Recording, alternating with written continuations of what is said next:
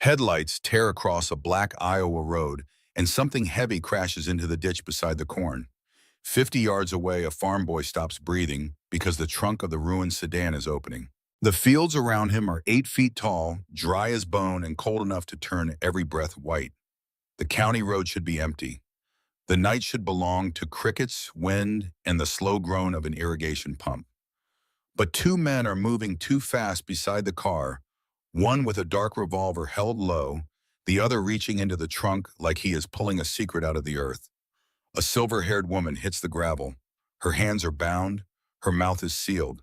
Still she fights. In the corn, a grease-stained hand tightens around an iron wrench. A second pair of headlights rises far down the road. The boy looks once toward home, once toward the woman, then steps into the stalks. Headlights cut through the pitch-black Iowa night, illuminating a battered sedan abandoned near the cornfields.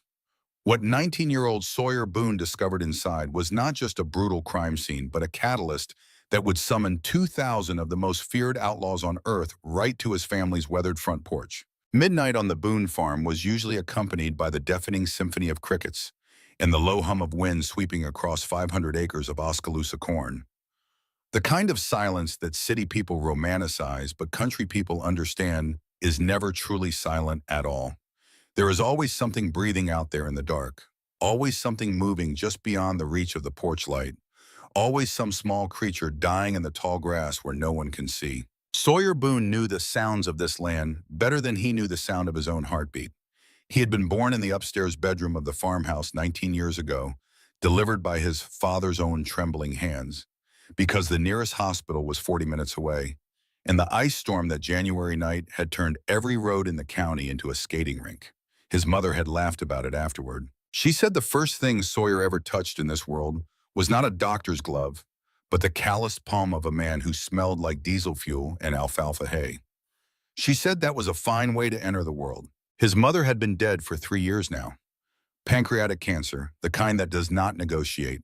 The kind that walks into your house uninvited and sits down at your kitchen table and does not leave until it has taken everything. She went from diagnosis to funeral in 11 weeks, and in those 11 weeks, Sawyer watched his father age 20 years. Hank Boone had always been a quiet man, built like a fence post, all sinew and sun-damaged leather. But after they lowered Mary Ann Boone into the Oskaloosa Cemetery dirt, something behind his eyes just switched off. He still worked. He still ate. He still sat on the porch in the evenings and watched the sun bleed out across the western horizon. But the man behind the eyes was gone. What remained was a machine that ran on muscle memory, an obligation, and the stubborn refusal to let 500 acres of his wife's family land go back to the bank. The bank. That was the other weight pressing down on the Boone farm like a stone on a cracked spine. Mary Ann's medical bills had devoured every cent of savings and then kept eating. The mortgage that had been manageable became a monster. Monthly payments turned into missed payments. Missed payments turned into threatening letters printed on heavy cream-colored paper with the bank's logo embossed at the top like a coat of arms. Hank kept those letters in the bottom drawer of his wife's old sewing cabinet, stacked in chronological order, each one more aggressive than the last. He never showed them to Sawyer, but Sawyer found them one night while looking for electrical tape. He read every single one. He did not say anything to his father about it. Some weights are carried better in silence. The only person in Oskaloosa who seemed to give a damn about the Boone family's situation was Sheriff Raymond Holden. The sheriff was a fixture in this part of Iowa, the way a church steeple is a fixture. He had been elected 4 consecutive terms, and in a rural county where people measured trust in decades rather than years, that kind of longevity meant something. Holden was 58 years old, tall and broad-shouldered with a thick gray mustache that made him look like he had stepped out of a Western film. He drove a spotless tan county cruiser, always had a clean-pressed uniform, and he had a habit of stopping by the Boone farm every couple of weeks to check in on Hank. He had been a widower himself since his wife Margaret passed from a stroke 8 years earlier, and perhaps that shared grief was part of why Hank trusted him so completely. Two men who had buried their wives in the same county dirt had a kind of bond that did not require explanation. He would park his cruiser at the end of the gravel driveway and walk up to the porch carrying 2 paper cups of coffee from the gas station in town. He would sit in the rocking chair next to Hank and talk about nothing important. Weather, corn prices, the condition of the county roads. He never mentioned Marianne directly, which Hank appreciated, but he would sometimes say things like, "She would have loved the way the soybeans came in this year." And Hank would nod and look out at the fields and say nothing. 3 weeks before the night, everything changed. Sheriff Holden had sat on that same porch and said something that gave Hank Boone the first real breath of hope he had taken in years. He said he had been talking to the board members at the Oskaloosa Regional Bank. He said he had put in a good word. He said he thought he could get them to restructure the loan and push the foreclosure date back by 6 months, maybe longer. He told Hank to hang in there. He put his hand on Hank's shoulder and squeezed it once firm and warm, the way a man does when he means what he says. Sawyer had been standing just inside the screen door listening. He watched the sheriff walk back to his cruiser and drive away, and he felt something loosen in his chest that had been wound tight for months. He thought there are still good men in this county. He thought we might actually make it. He had no way of knowing that every word out of Raymond Holden's mouth had been a lie. On this particular Tuesday in late October, Sawyer was miles away from the main farmhouse, wrestling with a stubborn irrigation pump near the boundary line that met the abandoned county highway. It was the kind of repair that should have taken 2 hours but had stretched into 14 because the gasket was shot and the replacement part did not fit, and every bolt on the housing was rusted into a state of permanent rebellion. His hands were coated in heavy black grease, his shoulders burned. His lower back had stopped sending pain signals hours ago and had simply gone numb, which he knew from experience was worse. The temperature had dropped below 40 degrees once the sun went down, and Sawyer's breath came out in thin, white clouds that dissolved into the darkness. He wore a canvas work jacket that had belonged to his father, the cuffs frayed and the left pocket torn, and underneath it a flannel shirt that smelled like motor oil and sweat, and the particular earthy musk of a young man who has been working since before dawn. He was just about to pack up his tools when a sharp, unnatural sound shattered the rural quiet. It was not the howl of a coyote or the snapping of a dry branch.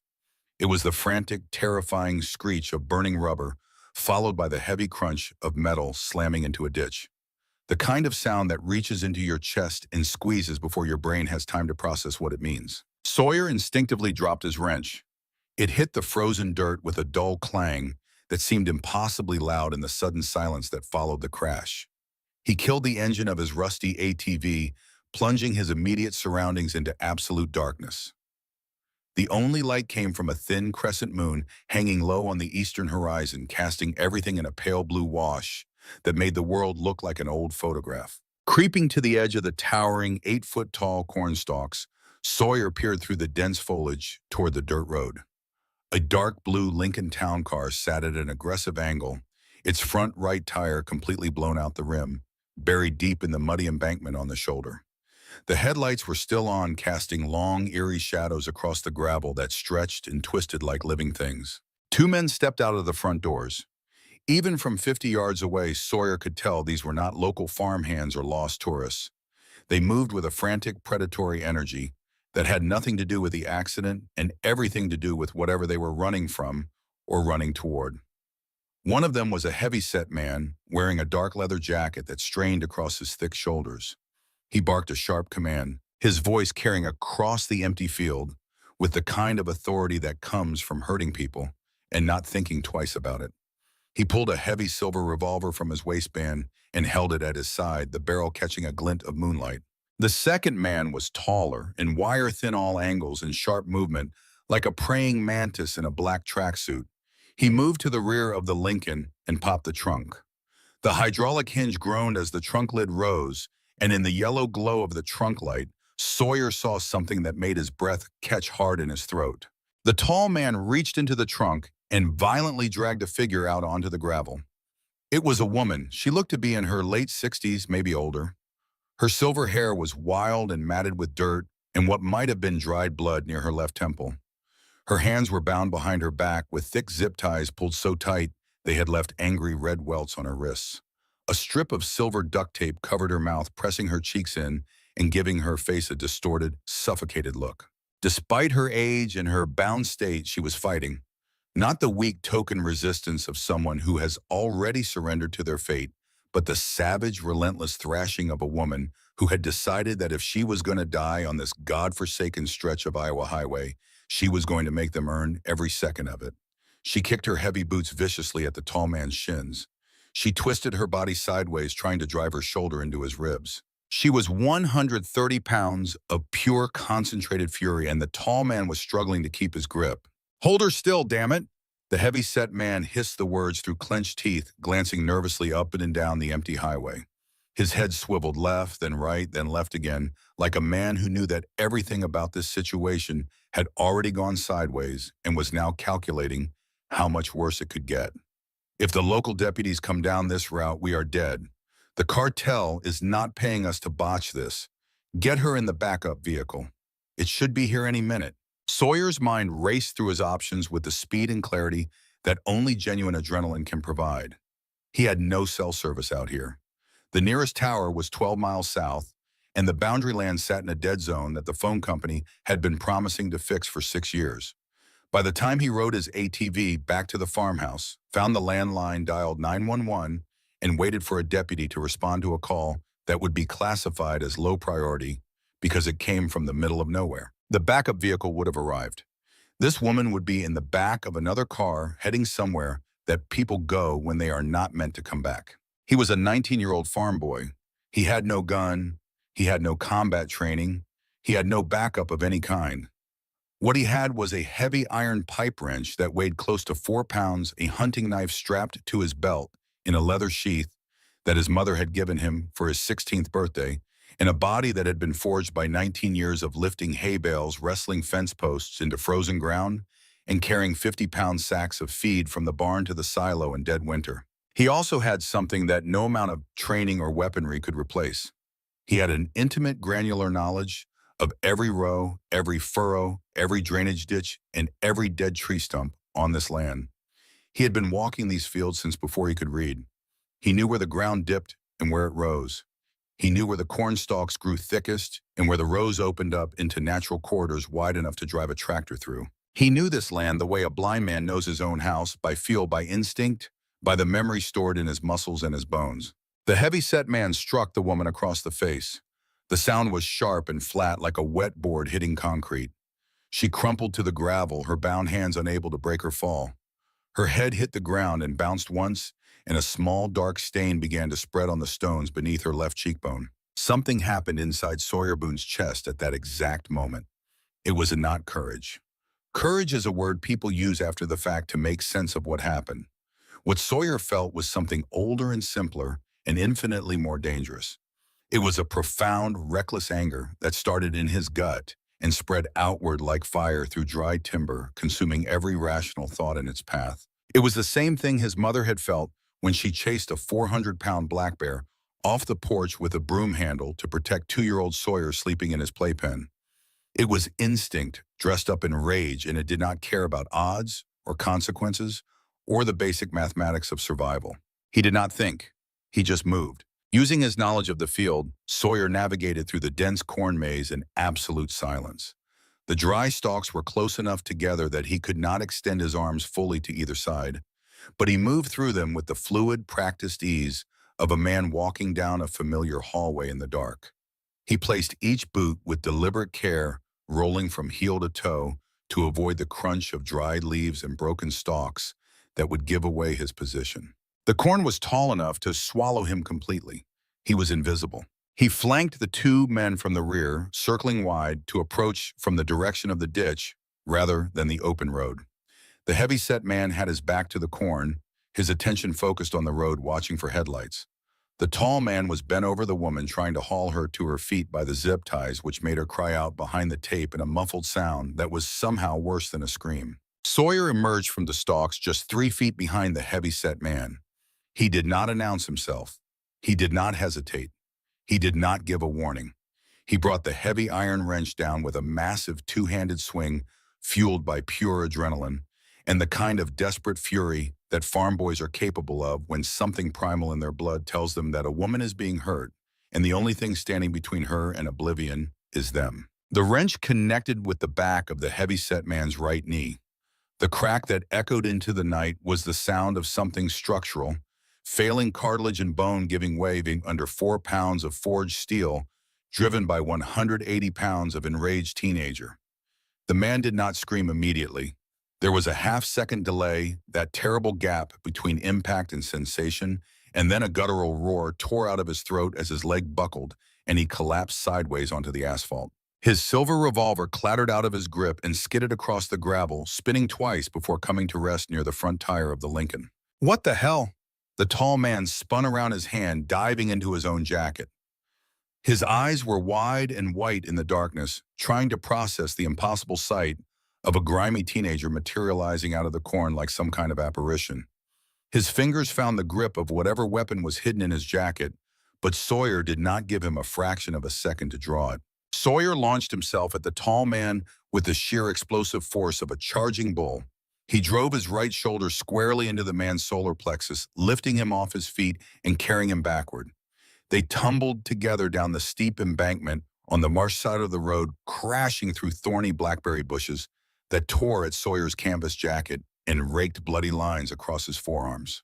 They hit the bottom of the drainage ditch in a tangle of limbs and mud. The tall man was gasping, the wind knocked completely out of him by the tackle.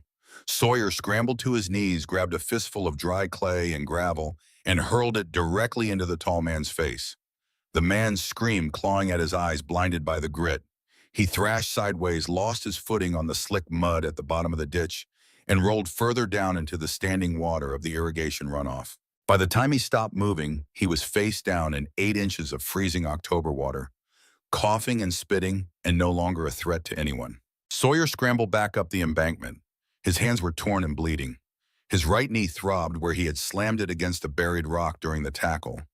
He could taste copper in the back of his throat, but he did not slow down. The heavy-set man was groaning on the asphalt, dragging himself toward the dropped revolver, with his good leg leaving a dark smear on the gravel behind him. Sawyer got there first. He kicked the revolver hard, sending it spinning into the corn, where it vanished between the rows with a soft rustle that sounded almost peaceful. The woman was lying on her side on the gravel, breathing hard through her nose, her eyes tracking Sawyer with an intensity that he would not fully understand until later. She was not panicking, she was evaluating. Even bound and bleeding, she was watching him with the cold, measuring gaze of someone who had survived enough violence in her life to recognize competence when she saw it. "Come on!" Sawyer whispered the words, his voice trembling slightly, despite the iron grip he was trying to keep on his composure. "We have to go. Now." He grabbed her arm and pulled her to her feet. She stumbled once her legs stiff from being crammed in the trunk, but she found her footing quickly and matched his pace as he pulled her into the dense cover of the cornstalks. Behind them, the heavy-set man was cursing and screaming into the empty night, and somewhere out on the distant highway, a second set of headlights had appeared, growing larger and brighter with every passing second. The backup vehicle. They ran through the corn. There is no elegant way to describe it.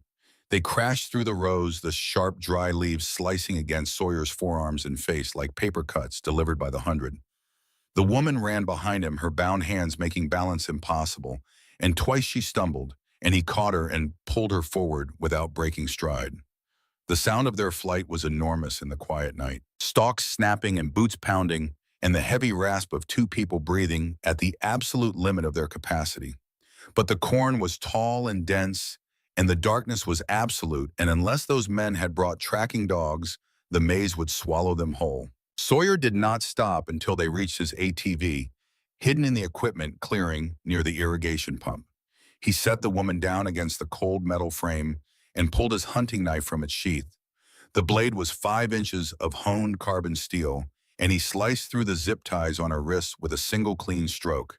Then he gripped the edge of the duct tape covering her mouth and pulled it off in one fast motion, the way you rip off a bandage when you know that slow is worse. She gasped. One deep, shuddering intake of air that seemed to fill her entire body. She pressed her freed hands against the side of the ATV and bent forward, breathing in long, ragged pulls through her mouth. A thin line of blood ran from the cut on her left cheekbone and dripped onto the frozen ground between her boots. She did not cry. She did not hyperventilate. She did not collapse into the kind of grateful sobbing that Sawyer might have expected from someone who had just been pulled from a car trunk by a stranger in the middle of nowhere. Instead, after 30 seconds of controlled breathing, she straightened up and looked Sawyer dead in the eyes. Her gaze was as hard as flint, the kind of hardness that does not come from anger or fear, but from a lifetime spent in the company of men who solve their problems with blunt instruments and do not flinch when the world pushes back. "Start the engine, kid." Her voice was surprisingly steady, raspy with a texture that spoke of decades of inhaled exhaust and tobacco and cold morning air taken in on the back of a motorcycle doing 90 down an empty desert highway. Because the men who hired those two idiots are going to burn this entire county to the ground looking for me. The ride back to the farmhouse was a blur of freezing wind and terrifying silence. Sawyer kept the ATV's headlights off, navigating solely by the pale moonlight and the instinct of a boy who had ridden this exact path 1,000 times before. The woman sat behind him, gripping the metal cargo rack with her bruised hands, her silver hair whipping in the wind like a flag. She did not speak. She did not ask where they were going. She simply held on and watched the darkness behind them with the vigilance of someone who understood that the night was not finished yet. When they finally burst through the back door of the Boone farmhouse, Hank was already awake. He was standing in the kitchen in his undershirt and work boots, his 12-gauge shotgun leveled at the door, his face a mask of controlled terror. The sound of the ATV engine at this hour meant nothing good, and Hank Boone had learned long ago that in rural Iowa, the things that arrive uninvited in the dark are rarely delivering good news. "Sawyer, what the hell is going on?" Hank's eyes darted from his dirt-covered bleeding son to the bruised, bleeding older woman standing in their kitchen, her torn leather vest hanging off one shoulder, her wrists raw and red, her face swollen on the left side where the heavy-set man's fist had connected. "Dad, lock the doors. Turn off the lights."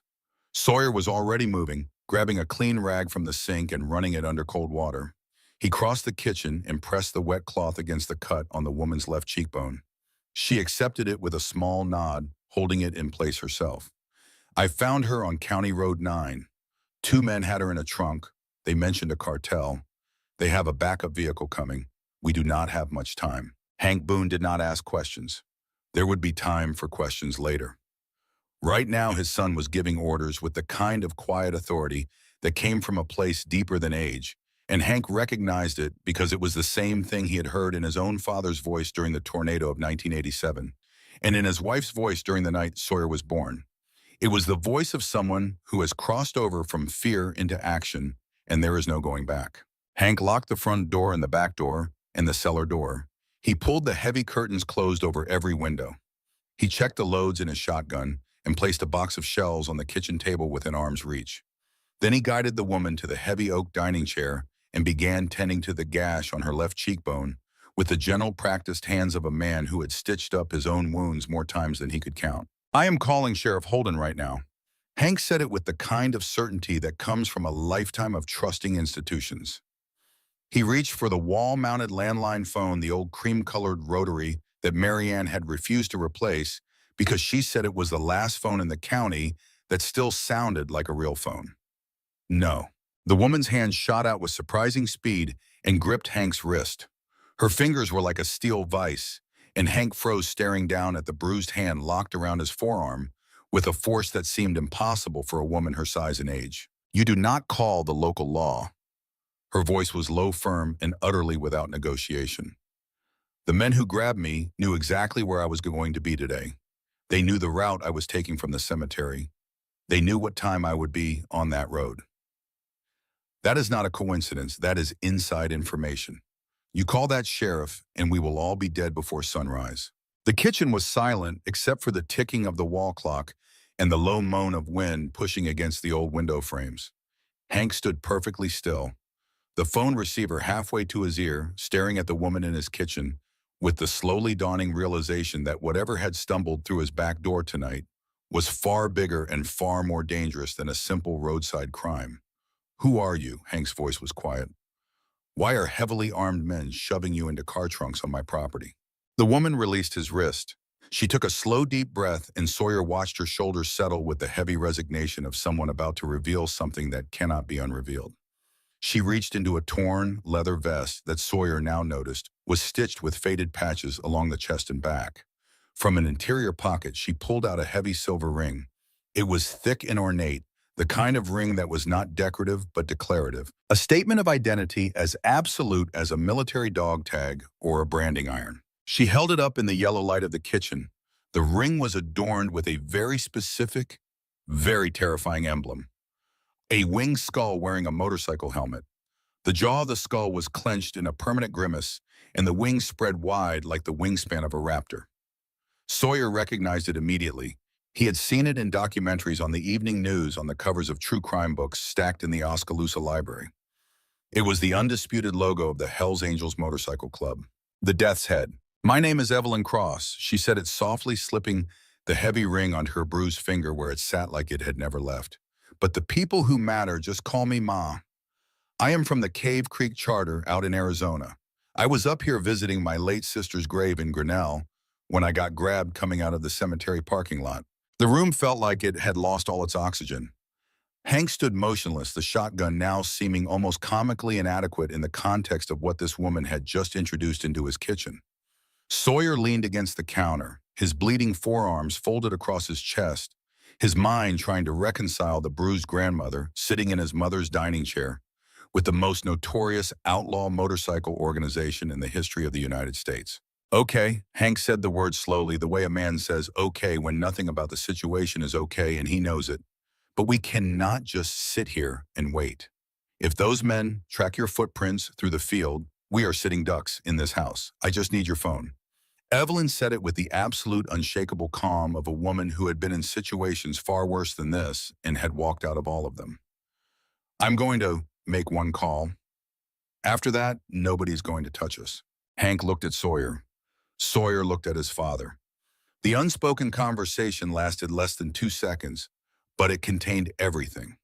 The shared grief, the debt, the dying farm, the 3 years of holding on by their fingernails to a life that kept trying to slide out from under them. And now this, a Hells Angels matriarch in their kitchen, cartel gunmen in their corn, a corrupt secret burrowed somewhere in the foundations of the county they had trusted their entire lives. The world had gone insane, and the only thing left to do was follow it. Hank handed her the receiver. Evelyn dialed a long-distance number from memory. She did not look at a phone book. She did not ask for an area code.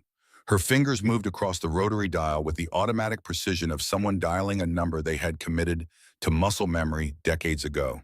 The phone rang once, twice. Then someone picked up and Sawyer could hear a deep booming voice on the other end, distorted by distance, but unmistakably powerful. "Diesel." Evelyn said the name into the receiver and her voice changed. It was still steady, still controlled, but underneath it there was now a warmth that Sawyer had not heard before. The warmth of a mother speaking to her son. "It is Ma. I am in Iowa. 2 cartel runners tried to put me in a box. A local farm boy busted me out of the trap." She paused, listening to the heavy silence on the other end of the line. Sawyer could not make out the words, but he could feel the weight of the response through the phone, a low-frequency vibration that seemed to travel through the wire and into the bones of the house. "Yeah, I am safe. I am at the Boone Farm just south of Oskaloosa, off County Road 9. Another pause, longer this time. Evelyn closed her eyes and a thin smile crossed her bruised face. "See you soon, my boy." She hung up the phone and placed the receiver gently back in its cradle. She turned to Sawyer and Hank. Her expression had shifted. The hard flint was still there, but layered over it now was something that looked almost like peace. The calm of a woman who has just set something enormous and irreversible into motion and is perfectly content to sit back and wait for it to arrive. "We just need to wait for morning." "Who was that?" Sawyer asked, his heart hammering against his ribs. "My son." Evelyn replied, leaning back in the chair and pressing the wet rag against her swollen cheekbone. "His name is Diesel. He is the president of the Midwest faction." She paused and the thin smile reappeared. "He is bringing some friends." The rest of the night was pure agonizing torture. There is no other honest way to describe it. Sawyer and Hank sat in the dark living room side by side on the old corduroy sofa, shotguns resting across their laps, staring out the front windows at the empty moonlit driveway. Neither of them spoke. There was nothing to say that would make the situation better, and 100 things to say that would make it worse, so they did what Boone men had always done in moments of crisis. They sat, they watched, they waited. Every gust of wind rattling the window panes sounded like footsteps on the gravel. Every distant coyote howl sounded like a signal being passed between men moving through the corn. Every creak of the old farmhouse settling on its foundation sounded like someone testing the back door. Sawyer's senses were dialed up to a frequency he had never experienced before, every nerve ending screaming with the kind of hypervigilance that makes minutes feel like hours and hours feel like geological epochs. He kept his hand on the stock of his father's old Remington 8.7. Oh, the wood worn smooth by 3 generations of Boone hands. The gun smelled like gun oil and cedar, and the faintest trace of his mother's hand lotion, because she had been the last person to put the gun back in the cabinet after cleaning it during dove season 3 years ago. Sawyer had not cleaned the stock since. He did not want to erase her fingerprints. Evelyn Cross astonishingly slept. She stretched out on the living room sofa with the casual ease of a woman settling in for an afternoon nap, crossed her boots at the ankle, folded her bruised hands across her stomach, and closed her eyes. Within 5 minutes, her breathing was even and slow, the deep, rhythmic breathing of a person in genuinely restful sleep. It was the most unsettling thing Sawyer had witnessed all night. And given that the night had included a violent kidnapping rescue and the revelation that a drug cartel was operating in his county, that was saying something. He stared at her in the darkness, trying to understand what kind of life produces a person who can sleep soundly on a stranger's couch, while violent killers are likely scouring the surrounding county roads for her. He could not understand it. He filed it away as information to be processed later if there was a later. Around 3 o'clock in the morning, Hank got up and made coffee. He did it in the dark, moving through the kitchen by touch, filling the percolator from the tap and setting it on the stove with the burner on low. The familiar gurgling sound of the percolator working filled the silence of the house, and Sawyer found it oddly comforting. It was the sound of every morning of his life. It was the sound of normalcy. And even though nothing about this night was normal, the coffee reminded him that the world had not actually ended. It had just taken a very sharp left turn. He poured 2 cups and brought one to his father. They drank in silence, the bitter black liquid warming their cold hands and their empty stomachs. Sawyer wrapped both palms around the ceramic mug, a white mug with a faded red rooster painted on the side that his mother had bought at a yard sale in Pella when Sawyer was 7. He remembered the day she bought it. She had paid $0.25 for it and told him it was the best deal she had ever made. He thought about how strange it was that the human mind reaches for small, warm memories during moments of extreme fear. He thought maybe that was the whole point of small, warm memories. They are the anchors that keep you from drifting into the dark. Around 4:30, Sawyer heard a car on the distant highway. He tensed, gripping the shotgun. The headlights appeared on the county road, 2 bright points moving fast, but the vehicle did not turn onto the farm's gravel driveway. It passed straight through the engine sound, rising and then falling, and then disappearing into the vast Iowa darkness. Sawyer exhaled. His hands were shaking. At 5, a thin gray light began to seep into the eastern sky, turning the black horizon into a dull charcoal smudge. The stars started to fade. The first birds of morning, a pair of red-winged blackbirds, began their territorial calls from the fence line near the barn. The world was waking up indifferent to the terror that had occupied this farmhouse for the past 6 hours. At 5:30, the first real hints of dawn began to bleed across the horizon in bands of pale orange and cold blue. The frost on the grass outside the windows caught the early light and turned the front yard into a field of tiny diamonds. The farm was completely still. No vehicles on the road, no movement in the corn, nothing. Sawyer began to think that maybe the kidnappers had cut their losses and fled the state. Maybe the blown tire and the failed grab and the sudden appearance of a wrench-wielding farm boy had spooked them enough to abandon the operation entirely. Maybe by now they were 200 miles away, licking their wounds and trying to explain to their cartel handlers how a 19-year-old had dismantled their operation with a pipe wrench and a handful of dirt. He let his head rest against the wall behind the sofa. His eyelids drooped with sheer exhaustion. The adrenaline that had been keeping him wired for the past 6 hours was finally beginning to drain out of his system, and in its absence, every injury he had sustained made itself known simultaneously.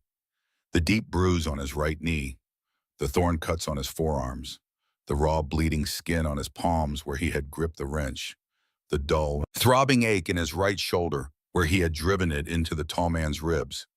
His body was a catalog of damage, and sleep was pulling at him with an almost gravitational force. Then at exactly 6 o'clock in the morning, Sawyer felt it. It did not start as a sound. It started as a physical sensation, a vibration that traveled up through the old stone foundation of the farmhouse and into the wooden floorboards, and from the floorboards into the soles of his boots, and from his boots into his bones. A low, almost subliminal tremor like the earth itself was clearing its throat. The coffee mugs on the kitchen counter began to rattle softly against each other. The spoons in the dish rack clinked. The water in the dog's bowl sitting by the back door, where it had sat since their old retriever died 2 years ago, because neither Sawyer nor Hank had the heart to move, it began to ripple. Concentric circles spreading outward from the center of the bowl, growing wider and more defined with every passing second. Hank stood up from the sofa, his face pale in the gray dawn light. "Do you hear that?" Sawyer heard it now. It had crossed the threshold from vibration into sound, and it was the most terrifying, magnificent sound he had ever heard in his life. It was a low, guttural rumble that seemed to come from everywhere at once, from the ground beneath them and the walls around them and the sun above them. It was not thunder. The sky was clear, not a single cloud on the entire Iowa horizon. It was not an earthquake. The ground was not moving laterally, it was vibrating vertically, resonating with a deep mechanical frequency that Sawyer's farm-tuned ears could not immediately identify. Then it clicked. Engines, not one engine, not 10 engines, not even 100 engines. What was approaching the Boone farm was a sound made by thousands of engines running in unison, a rolling, deafening, earth-shaking wall of mechanical thunder that grew louder with every heartbeat. Evelyn Cross opened her eyes on the sofa. She sat up slowly, calmly, the way a woman sits up when the alarm clock goes off at a time she expected. She smoothed her wild silver hair back from her face, wincing slightly as her fingers brushed the bruise on her cheekbone. She looked at Sawyer, she looked at Hank, and then she smiled. A real smile, full and warm and utterly without fear. That would be my boy. Sawyer walked to the front door. He opened it and stepped out onto the wooden porch. The morning mist was still clinging to the grass, turning the front yard into a low white sea. The air was cold and damp and smelled like frost and turned earth and the faintest trace of something new. Something sharp and acrid and unmistakable. Gasoline, burning oil, exhaust. He looked toward the county road, toward the crest of the hill, a quarter-mile to the south where the gravel met the horizon. The horizon had turned black. Motorcycles. Hundreds of them. No, thousands of them. They poured over the crest of the hill like a tidal wave of chrome and black leather and roaring exhaust. A solid wall of machines and men stretching across the entire width of the road and spilling onto the shoulders and into the fields on either side. They rode in a tight, disciplined 2x2 formation that extended back beyond the hill, beyond the line of sight, stretching so far into the distance that the end of the column was not visible. It simply disappeared into the gray morning haze like a river that has no source. The sheer volume of the engines was so loud that Sawyer could feel the sound waves vibrating in his chest, cavity in his teeth, and the fillings in his back molars. It was not just noise. It was a physical force, a wall of compressed air and mechanical fury that pressed against his body like a strong wind. The wooden planks of the porch trembled beneath his boots. The glass in the windows buzzed. A coffee mug that had been sitting on the porch railing for 3 days vibrated off the edge and shattered on the steps. The air filled with the heavy, intoxicating, unmistakably masculine scent of high-octane gasoline and burning motor oil and hot chrome and leather that had been baked by 10,000 miles of open highway sun. It was a scent that carried with it an entire culture, an entire mythology, an entire world that operated on rules that the polite church-going citizens of Oskaloosa, Iowa could not begin to comprehend. They flooded the Boone farm. There is no other word for it.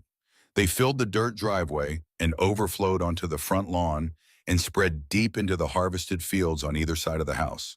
Row after row after row of heavy chrome and black machines, each one piloted by a man who looked like he had been assembled from spare parts found in a junkyard and a boxing gym.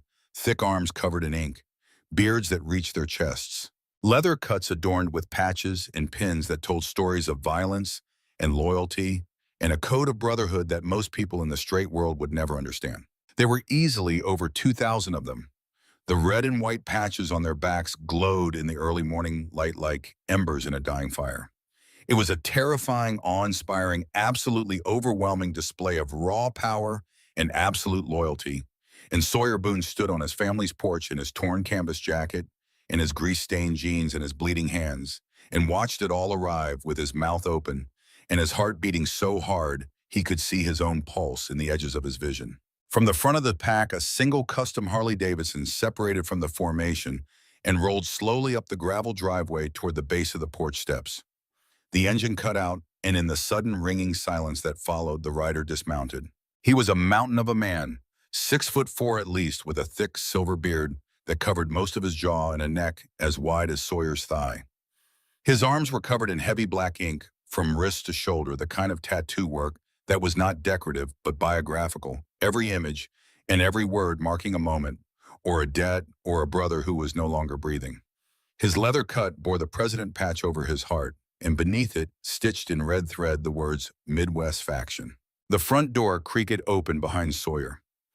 Evelyn walked out onto the porch, her boots heavy on the old wood planks. She stood at the railing and looked down at the giant biker standing at the bottom of the steps. "You took your sweet time, Diesel," she said it with a small, proud smile cracking her bruised face. Diesel Cross took off his sunglasses. His eyes were the color of a winter sky, pale and sharp, and carrying a weight that Sawyer could feel from 6 feet away. The giant man bypassed his mother entirely for a moment, walking heavily up the wooden steps until he stood directly in front of Sawyer. He was so close that Sawyer could smell the road on him, the 1,000 miles of cold night air, and diesel exhaust, and black coffee, and the faintest trace of gun oil. He stood towering over the 19-year-old farm boy, and the silence of the 2,000 bikers behind him was suddenly deafening. 2,000 men, not one of them speaking, not one of them moving, every single pair of eyes locked on the front porch of the Boone farmhouse. "You the kid that pulled my mother out of that trunk." Diesel's voice was like grinding stones dragged across concrete, deep and raw and absolutely terrifying. It was not a voice that asked questions.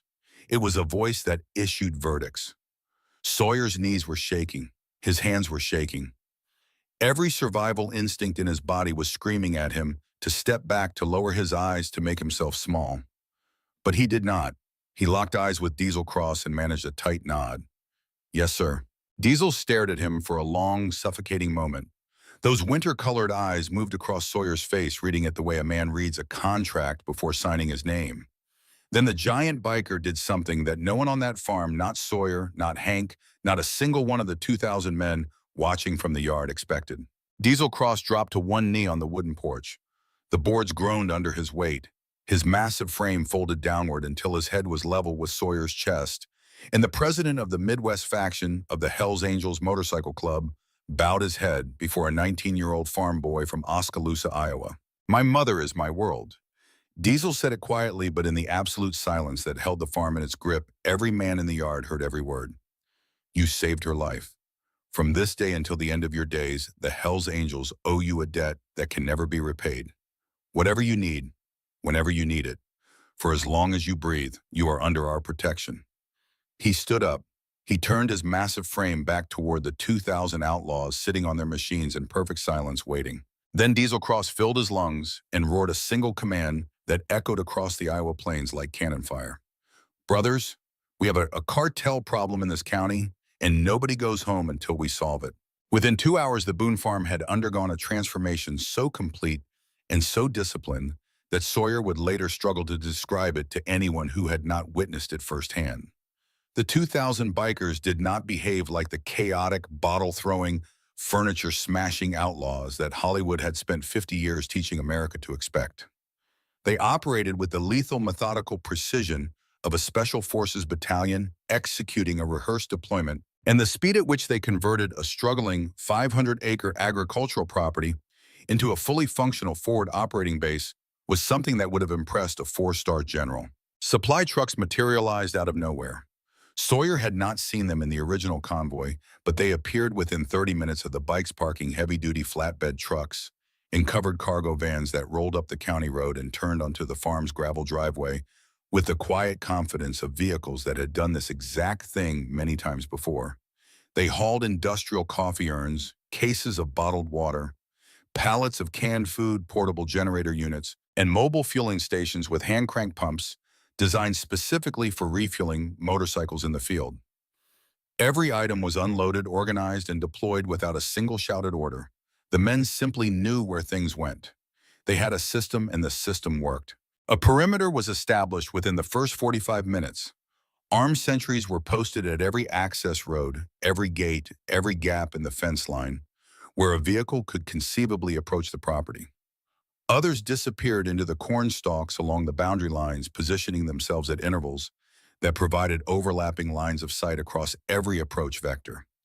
From the porch, Sawyer could see pairs of bikers walking the perimeter in slow, deliberate circuits, their eyes scanning the tree lines and the road with the kind of constant, relaxed vigilance that only comes from years of practice. Hank Boone stood on the front porch and watched all of this happen to his farm with the expression of a man who has stepped into a dream that he cannot wake up from and has decided to simply observe it with scientific detachment until reality reasserts itself.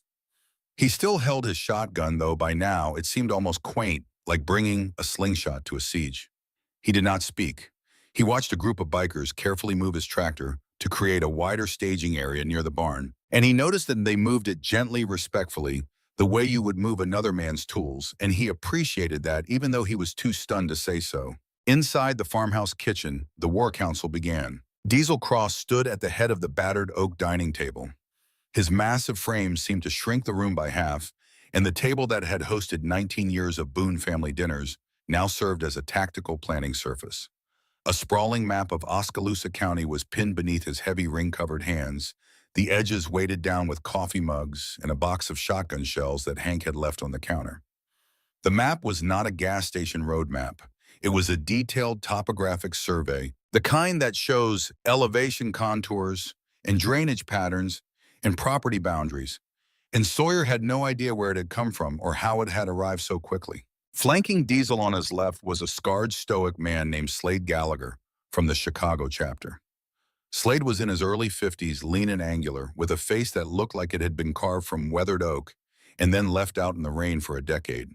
A thick raised scar ran from his left ear to the corner of his mouth, giving his face a permanent expression of grim assessment. He did not speak unless he had something specific to contribute, and when he did speak, every man in the room stopped what they were doing and listened. On Diesel's right stood a towering enforcer known only as Stone. He was the largest human being Sawyer had ever seen up close, easily 6'6", with shoulders that required him to turn sideways to pass through the farmhouse doorway. His head was shaved clean, and his forearms were the circumference of fence posts. He said nothing during the entire planning session. His function was not strategic. His function was the kind of thing that does not require words. Evelyn sat by the window sipping black coffee from the Red Rooster mug that Sawyer's mother had bought at the yard sale in Pella. Her bruised face was impassive, almost serene, as she watched the army her single phone call had mobilized. She was not part of the tactical discussion. She did not need to be. Her role was older and more fundamental than tactics. She was the reason 2,000 men had ridden through the night.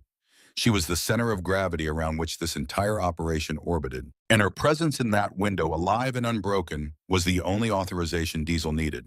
Hank stood in the corner near the back door, his shotgun cradled in the crook of his arm, his weathered face cycling through expressions that ranged from bewilderment to concern to something that might have been reluctant admiration. He was a man who had spent his entire adult life solving problems with his hands, his back, and his stubbornness. And he was watching a group of men solve a problem with a system so organized and so ruthlessly efficient that it made him feel like he had been playing checkers his entire life while these men had been playing chess. Sawyer, however, was not standing in the corner. He was leaning over the map, his grease-stained fingers tracing the county roads, his mind working at a speed that surprised even him. The adrenaline from the rescue had not faded. It had transformed.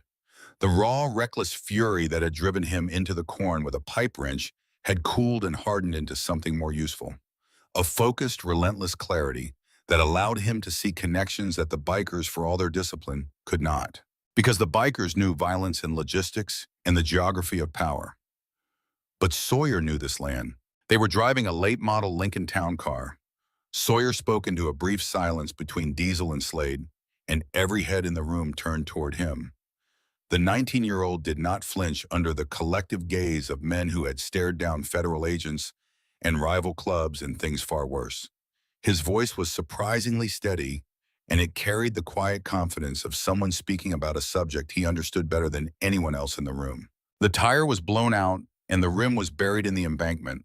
But here is the thing, when I tackled the tall one into the ditch, I landed on top of him and got a close look at the treads on that car. The front tires, the rear tires, all four of them, they were packed with bright red, heavy clay.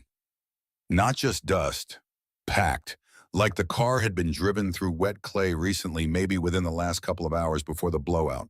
Diesel looked up from the map, his gaze narrowing with the focused intensity of a man who has just heard something that matters. Red clay. He said it slowly, rolling the words around in his mouth like he was tasting them. We rode through 50 miles of local roads to get here. It is all black top soil and gray gravel. I did not see a single stretch of red clay anywhere on the route. Exactly. Sawyer nodded and pressed his finger against the map, tracing a line from County Road 9 northward toward the county boundary. There is only one place in a 40-mile radius with that specific type of red clay. It is a deep pit limestone quarry right here on the northern county line.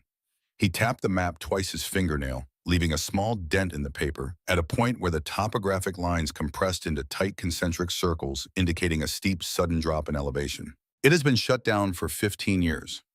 Nobody goes up there because the access roads are washed out from spring floods, and the whole property sits on private land behind locked gates. I used to explore up there when I was a kid before the gates went up. The pit is enormous, at least 200 feet across and 50 feet deep, carved straight into the limestone bedrock. You could hide a small army down there and nobody in the county would ever know. Slade Gallagher uncrossed his massive arms and leaned forward, the leather of his cut creaking. "Whose property, kid?" It was Hank who answered from the corner, and when he spoke, his voice had a quality that Sawyer had never heard before. It was the voice of a man watching a terrible suspicion crystallize into certainty. "It belongs to the Holden family. Sheriff Holden's older brother owns the deed, but he has been in a nursing home down in Des Moines for the last 6 years. Advanced dementia. He does not even know what day it is, let alone what is happening on his land.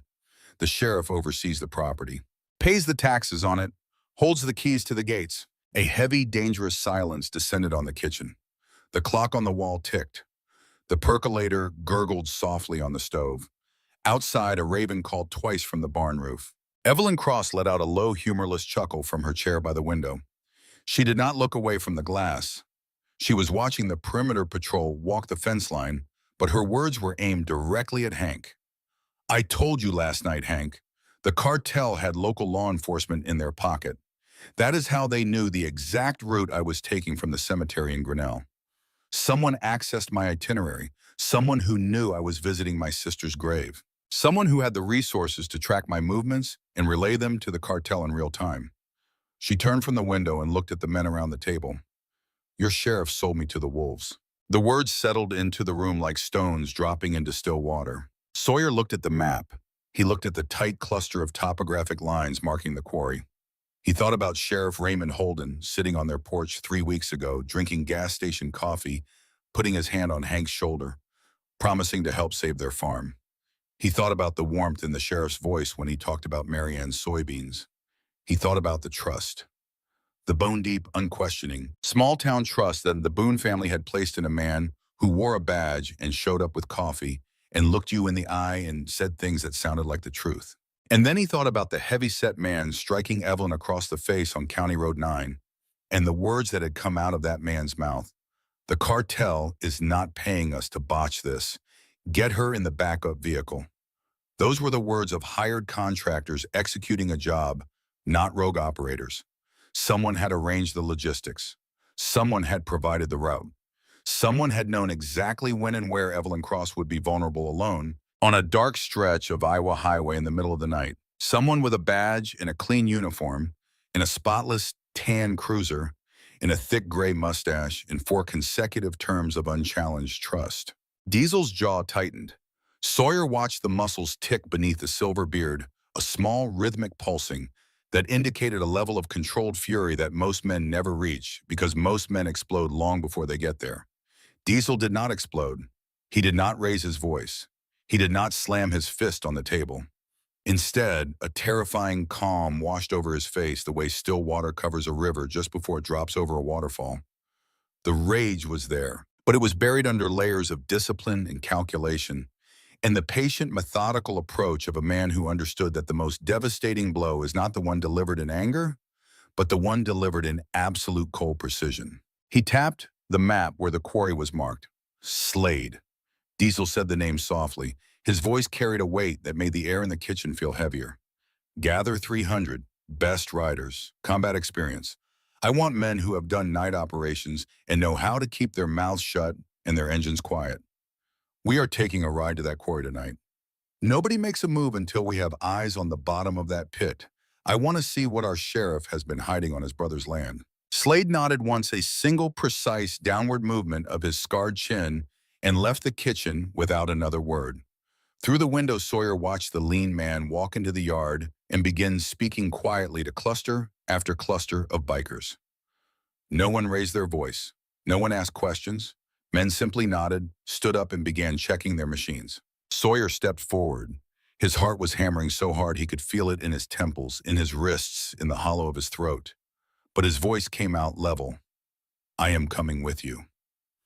Every head in the kitchen turned toward him. Diesel's gaze locked onto Sawyer's face with that same measuring, calculating intensity from the porch that morning. Hank pushed off from the corner, his face immediately shifting from quiet observation to active alarm. Absolutely not. Hank's voice carried the sharp edge of paternal authority that every father reaches for when his child is about to walk towards something that could kill him. Sawyer, you have done enough, more than anyone could have asked. You are not riding into a cartel stronghold with a motorcycle club. This is not your fight. Sawyer looked at his father. He loved his father more than he loved anything else in this world, except the memory of his mother and the land they stood on. But he also knew something that his father did not know yet, something that the events of the past 12 hours had taught him with the brutal efficiency of a lesson you learn once and carry forever. The fight does not care whose it is. The fight arrives at your door, and it does not knock, and it does not wait for permission, and it does not check your age or your qualifications before it invites you in. The fight was already his. It had been his since the moment he heard a woman being hit on a dark road and chose to move toward the sound instead of away from it. Dad, Sawyer said it quietly, there is no GPS route to that quarry. The access roads have been washed out since the floods 3 years ago. The main approach comes in from the north along Ridgeline Road, and if they take that route, the headlights will be visible from 2 miles away across the open prairie. Anyone at the bottom of that pit will see them coming and scatter before they even get close. There are only 2 other ways in, and both of them go through the backwoods along the old logging trails that the timber company cut in the 1970s. Those trails are not on any map. They are overgrown with sumac and fallen oak, and in some places the path is barely wide enough for a single bike. I know those trails because I have been walking them since I was 8 years old. I know where the ground is solid and where it turns to mud. I know where the trails fork and which fork leads to the quarry rim and which fork leads to a dead end at the river bluff. Nobody else in this room knows that. Nobody else in this county knows that. Hank stared at his son. The kitchen was completely silent. Sawyer could hear the blood pulsing in his own ears and the soft creak of the house settling against its foundation and the distant sound of a meadowlark singing from the fence line, as if the world outside this kitchen was still operating under the assumption that this was a normal Wednesday morning in rural Iowa. If they go without me and they get lost in those woods, they will make noise. Sawyer continued, his voice steady and his eyes locked on his father's. And if they make noise, whoever is at the bottom of that quarry will hear the engines and they will run. And if they run, the cartel disappears. The evidence disappears. Sheriff Holden goes back to his office and puts on his clean uniform, and nobody ever proves a thing. And the next woman they grab will not be as lucky as Evelyn. Because next time, there will not be a farm boy with a pipe wrench standing in the corn. Hank's jaw worked back and forth. His eyes were bright with something that was not quite fear and not quite pride and not quite resignation, but some painful mixture of all three. He looked at Diesel. The 2 men held each other's gaze for a long moment, and Sawyer watched an entire conversation happen between them in silence. It was a conversation between fathers, between men who understood that the hardest part of raising a son is the moment when the son becomes a man and the father has to decide whether to step aside or stand in the way. Diesel was quiet for a long moment. His gaze drifted to the window where his mother sat drinking coffee from a stranger's mug, and something shifted behind his expression. Something old and heavy and unfinished. 7 years ago, in a truck stop parking lot outside Flagstaff, three men had cornered Evelyn in broad daylight. A dispute over territory. A message meant for the club delivered through the body of its matriarch. By the time Diesel got the call and rode 90 miles at 120 miles per hour, she was already in the emergency room with two cracked ribs and a fractured orbital bone. He had arrived too late. He had spent every day since then making sure he would never arrive too late again. And yet here she was in an Iowa farmhouse, alive only because a 19-year-old stranger had done what Diesel had failed to do. Had been there, had not hesitated, had moved toward the danger instead of away from it. That fact sat in Diesel's chest like a hot coal, and it was the reason he looked at Sawyer Boone with something more than gratitude. It was recognition. The recognition of a man who sees his own deepest failure redeemed by someone else's courage. Your boy has the heart of a warrior, Hank. Diesel's voice was rougher than it had been a moment ago, as if the memory of Flagstaff had scraped something raw on its way through. But you are his father, and this is your house. I will not take your son into danger without your word. Hank looked at Sawyer. He looked at his son's torn hands and his bruised face and his mud-caked boots and the set of his jaw that was so much like Mary Ann's that it made his chest ache. He thought about his wife. He thought about what she would say if she were standing in this kitchen right now, watching their son volunteer to ride into a quarry full of cartel gunmen and a corrupt sheriff. He knew exactly what she would say. She would say, "He is my son. He does not run from what needs doing." And then she would hand him the hunting knife and tell him to be careful, and she would stand on the porch and watch him ride away, and she would not cry until he was out of sight, because she was a Boone woman, and Boone women do not cry where their men can see. Go, Hank said the word like it cost him something vital. Something he would not get back. Go and finish this. But you come home, Sawyer. You come home to this porch. You hear me? Yes, sir. Diesel looked at Sawyer. A thin, grim smile cracked beneath his silver beard. Get your boots on, kid. You are riding with me. The rest of the day was spent in meticulous preparation. Sawyer sat with Slade and Diesel in the kitchen, hunched over the topographic map, drawing the logging trail roads from memory with a carpenter's pencil. He marked every fork, every washout, every section where the trail narrowed to single file, and every clearing where the canopy opened up enough to let moonlight through. He marked the point where the trail crested the ridgeline above the quarry and the two observation points along the rim where the tree cover was thick enough to conceal men and machines. Slade studied the markings with the focused attention of a man who had planned operations like this before and understood that the difference between success and catastrophe often lived in details as small as a 10-degree turn or a soft patch of ground that could swallow a tire and produce a sound loud enough to carry half a mile through still night air. What is the ground composition on the approach? Slade asked, his scarred face bent close to the map. Packed gravel and leaf litter for the first 2 miles. Sawyer answered. Then it transitions to exposed limestone shelf rock for about half a mile. That section is good. Hard surface, no mud, minimal noise. After that, the trail drops into a low section near the creek bed. The ground there is soft clay after any rain. It has not rained in a week, so it should be firm, but if anyone veers off the trail by even a few feet, they will hit the creek bank and the mud will grab the tires. After the creek section, it climbs steeply for a quarter mile through dense oak and sumac, and then you come out on the rim. The rim is solid limestone. You can park 50 bikes up there, and nobody at the bottom of the quarry will hear a thing. What about the quarry itself? Diesel asked. Describe the layout. Sawyer closed his eyes and pulled the image from memory. He had last been to the quarry 4 years ago, the summer he was 15, exploring the abandoned industrial site with a flashlight and the reckless curiosity of a teenager. He remembered it vividly. It is shaped like a bowl, a massive oval bowl carved straight down into the bedrock. The walls are sheer limestone about 50 feet from the rim to the basin floor, almost vertical on the north and west sides. The south side has a graded ramp that the dump trucks used to drive in and out when the quarry was operational. That ramp is the only vehicle access in or out of the pit, one way in, one way out. At the bottom, there is a flat gravel basin about 200 yards across. The old rock crusher is still down there, rusted solid. There used to be a small equipment shed and a portable office trailer, but those might be gone by now. One way and one way out.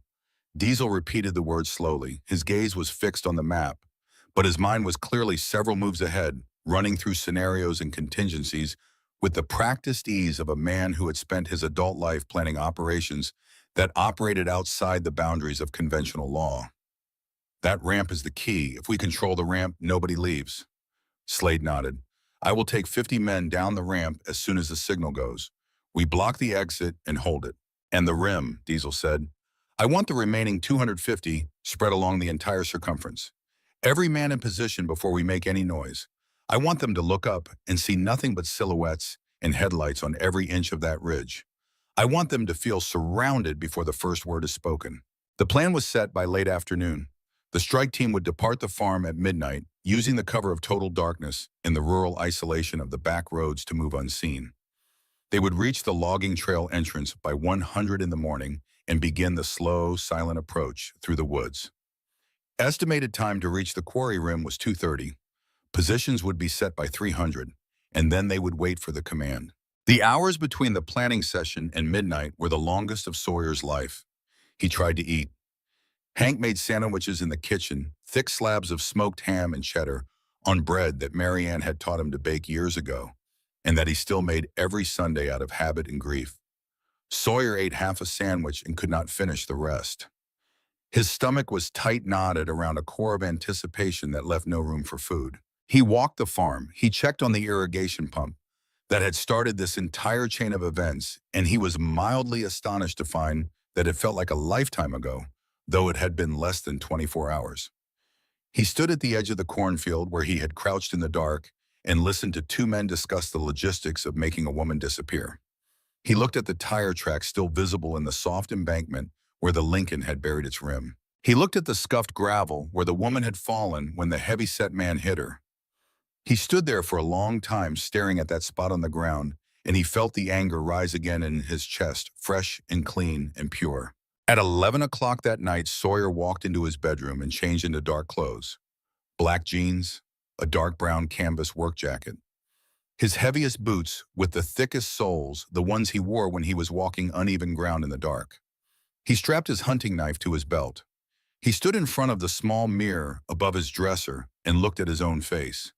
The bruise on his cheekbone from the blackberry thorns had turned purple.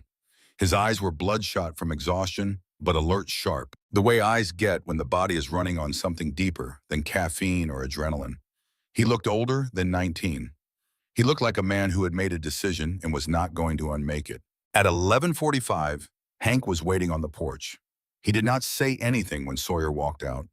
He simply stood there in the cold, his breath making small white clouds in the moonlight, and he looked at his son the way a man looks at a river that has risen past the point where sandbags can hold it. You do not fight the river. You do not argue with it. You simply watch it go where it is going, and you pray. Hank reached into his coat pocket and pulled out a small, worn compass. It was brass-dented, the glass face scratched and cloudy. It had belonged to Hank's father and his father's father before that. It was the only object of any value that the Boone family possessed that was not currently held as collateral by the Oskaloosa Regional Bank. Your grandfather carried this in Korea. Hank pressed it into Sawyer's palm and closed his son's fingers around it. It always brought him home. Sawyer looked at the compass. He looked at his father. He put the compass in his chest pocket directly over his heart. I will be back on this porch before sunrise, Dad. Hank nodded once. He did not trust himself to speak. At midnight, the strike team departed. 300 of the most hardened Hells Angels peeled away from the main force at the farm and rolled out in a long, silent column along the back roads of Oskaloosa County. They rode with their headlights completely taped over, not a single beam of light visible in the pitch-black night. The engines were throttled down to their lowest possible RPM, producing a deep, almost subliminal rumble that blended with the natural sounds of the Iowa night rather than cutting through them. Sawyer rode on the back of Diesel's custom Harley, his arms wrapped around the massive frame of the club president, his mouth close to Diesel's left ear so he could deliver directions without shouting. The wind was bitter cold, slicing through his canvas jacket and pressing against his face with the relentless insistence of an Iowa October night that has decided winter is coming early this year. The first 20 minutes were on paved county roads, and the column moved at a steady 40 miles per hour, fast enough to cover ground, but slow enough to maintain the tight, disciplined formation. Sawyer guided Diesel through a series of turns that took them progressively further from the main highways and deeper into the agricultural backcountry, where the roads narrowed from 2 lanes to 1 lane, to packed gravel to rutted dirt. At the entrance to the logging trail, Sawyer tapped Diesel's left shoulder twice, the signal to stop. Diesel raised his left fist and the entire column halted behind him with a precision that was almost eerie. 300 machines coming to rest within seconds of each other, engines idling, silence falling over the dark woods like a blanket. Sawyer dismounted and walked ahead 20 yards to where the logging trail opened into the tree line. The entrance was overgrown with sumac and wild grapevine, the vegetation forming a natural curtain across the gap. He pulled the heaviest vines aside and peered into the darkness beneath the canopy. The trail was there, faint but visible, 2 parallel depressions in the leaf litter, where truck tires had once compressed to the ground into ruts that 50 years of weather had not fully erased. He walked back to Diesel. Single file from here. Stay in the left rut. The right rut has a sinkhole about 400 yards and that will swallow a front tire. Keep the RPMs as low as possible. The trees will muffle the sound, but we are still 3 miles from the rim, and sound carries on nights this still. Diesel relayed the instructions down the line with hand signals, each man passing the information to the man behind him in a silent chain that reached the end of the 300-bike column in under 2 minutes. Then they moved. The ride through the logging trail was the most physically and mentally demanding thing Sawyer had ever done. The path was barely wider than a single motorcycle in most places, with dense walls of oak and hickory pressing in from both sides. Low-hanging branches reached across the trail at head height, forcing riders to duck and weave. The ground was uneven, alternating between hard-packed gravel and loose leaf litter and exposed root systems that could throw a front wheel sideways without warning. Sawyer rode on the back of the lead bike, calling out obstacles and turns in a low voice directly into Diesel's ear. Left turn ahead, hard right after the split oak. Low branch on the right side, duck. Soft ground for the next 50 yards, stay on the limestone shelf. He navigated from memory from the map in his head that had been drawn by a decade of exploration, and every landmark he called out was exactly where he said it would be. The split oak, the collapsed stone wall from an old homestead, the creek crossing where the water was only 4 inches deep if you hit it at the right angle, the steep climb where the trail switched back 3 times before cresting the ridge. Behind him, 300 men followed in absolute silence. The only sounds were the low rumble of engines, the crunch of tires on gravel, and the occasional snap of a branch against a leather sleeve. No one spoke. No one revved an engine. No one broke formation. The discipline was extraordinary. 300 of the most feared men in the country threading through a pitch-black Iowa forest on a narrow trail behind a 19-year-old farm boy, and not one of them questioned the route or the guide. They cleared the forest at 2:15 in the morning. The trail opened onto the limestone rim of the quarry, and the sudden absence of trees above them revealed a sky packed with stars, the Milky Way arcing overhead with the kind of clarity that you only see in the deep, rural Midwest, far from any city light. Sawyer tapped Diesel's shoulder and pointed left toward the northern observation point, where the rim widened into a flat limestone shelf shielded by a stand of old-growth oak. Diesel cut his engine and dismounted. The silence after the engine died was profound. It was the silence of deep night in the middle of nowhere, the kind of silence that has weight and texture that presses against your eardrums and makes you acutely aware of every sound your body produces. Your breathing, your heartbeat, the rustle of your jacket against your ribs. The 300 bikers spread along the rim in near-perfect silence, moving to their assigned positions with the practiced coordination of men who had done this before. Sawyer watched them through the starlight, dark shapes moving against the slightly less dark backdrop of the sky, distributing themselves around the circumference of the quarry like the numbers on a clock face. Diesel motioned for Sawyer to follow. They moved to the edge of the rim, crouching behind a limestone outcropping, and looked down. Below them at the bottom of the quarry, Sawyer saw exactly what the red clay on the Lincoln's tires had promised him he would find. The pit was enormous in the darkness, a vast bowl of pale stone glowing faintly in the starlight. And down in the basin, hidden from the entire county, from every road and every farm and every deputy patrol, a flurry of organized activity was taking place under the harsh glare of portable halogen work lights powered by a humming generator.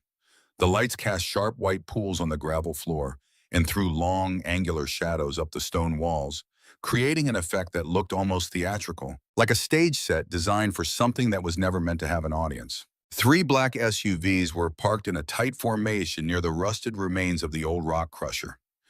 Their engines were off, but their parking lights were on, casting a low amber glow that gave the vehicles the look of animals resting with their eyes open.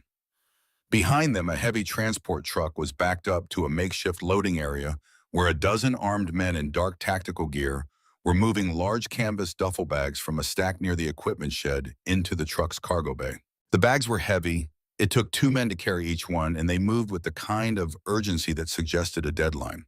But it was the two men standing near the hood of the lead SUV who made Sawyer's blood go cold. The first was the heavy-set man from County Road 9. Sawyer recognized him immediately by his bulk and by the dark leather jacket that strained across his shoulders. He was leaning heavily on a pair of aluminum crutches, his right leg wrapped in a heavy brace from knee to ankle. The wrench had done its work. He was barking orders at the loading crew, his voice carrying faintly up the stone walls of the quarry, thin and distorted by the acoustics of the pit, but unmistakably angry. The second man was wearing a tan county sheriff's uniform.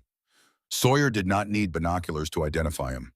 The tall, broad-shouldered frame, the thick gray mustache visible even from 50 feet above, the spotless uniform that he maintained with the same meticulous care that he maintained his public image. Sheriff Raymond Holden was standing at the bottom of a limestone quarry at 2:30 in the morning, his department issue clipboard in his hand, arguing aggressively with a man in civilian clothes who wore heavy gold chains over a black tactical vest. Their voices echoed faintly up the stone walls carried by the natural amphitheater effect of the bowl-shaped crater. They botched the grab. Sheriff Holden's voice was high and thin with fear, a sound that Sawyer had never heard from the man, and that bore no resemblance to the warm, steady baritone that had sat on their porch and promised to help save their farm. The crosswoman is gone, and my deputies are finding tire tracks all over the Boone farm. If the angels find out I facilitated this, I am a dead man. I need my payment now, and I need a flight out of the country tonight. The man with the gold chains responded in a low voice that did not carry as clearly, but his body language communicated everything. Rigid shoulders, a jabbing finger pointed at the sheriff's chest, contempt layered over calculation. He was not afraid of the sheriff. He was annoyed by him. The sheriff was a tool that had malfunctioned, and the man with the gold chains was deciding whether to repair it or discard it. Sawyer crouched behind the limestone outcropping and stared down at the scene. His hands were shaking, and this time it was not from the cold. It was from the strange, nauseating vertigo of watching a man you trusted reveal himself as something completely different from what you believed. It was the feeling of discovering that the floor you have been standing on your entire life was never solid. It was painted plywood over a hole, and you simply never stepped hard enough to fall through. He thought about the porch, the coffee, the hand on Hank's shoulder. He thought about the promise to talk to the bank board. He thought about the way Holden had said she would have loved the way the soybeans came in this year, and the way Hank had nodded and looked out at the fields with something close to gratitude. All of it false. Every word a performance by a man who had been running a cartel logistics operation on his brother's abandoned land while wearing a badge that the people of Oskaloosa County had entrusted to him 4 times in a row. Sawyer looked at Diesel. The club president was crouched beside him, perfectly still, his eyes fixed on the scene below, with an expression of concentrated lethal calm that Sawyer could feel in the air between them. Diesel had not moved. He had not spoken. He was absorbing every detail with the patience of a man who understands that the moment before action is more important than the action itself. The moment before the trigger is pulled is when the aim is set, rush the aim, and the bullet goes wide. Then Diesel reached into his leather cut and pulled out a heavy matte black radio. It was compact military grade with a Stobie antenna and a rubberized grip that showed years of use. He held it in his right hand and looked at Sawyer. When he spoke, his voice was barely above a whisper, but it carried the weight of a verdict. You brought us here, kid. You found the trail, you found the quarry, you found the dirty sheriff. This is your county, your call.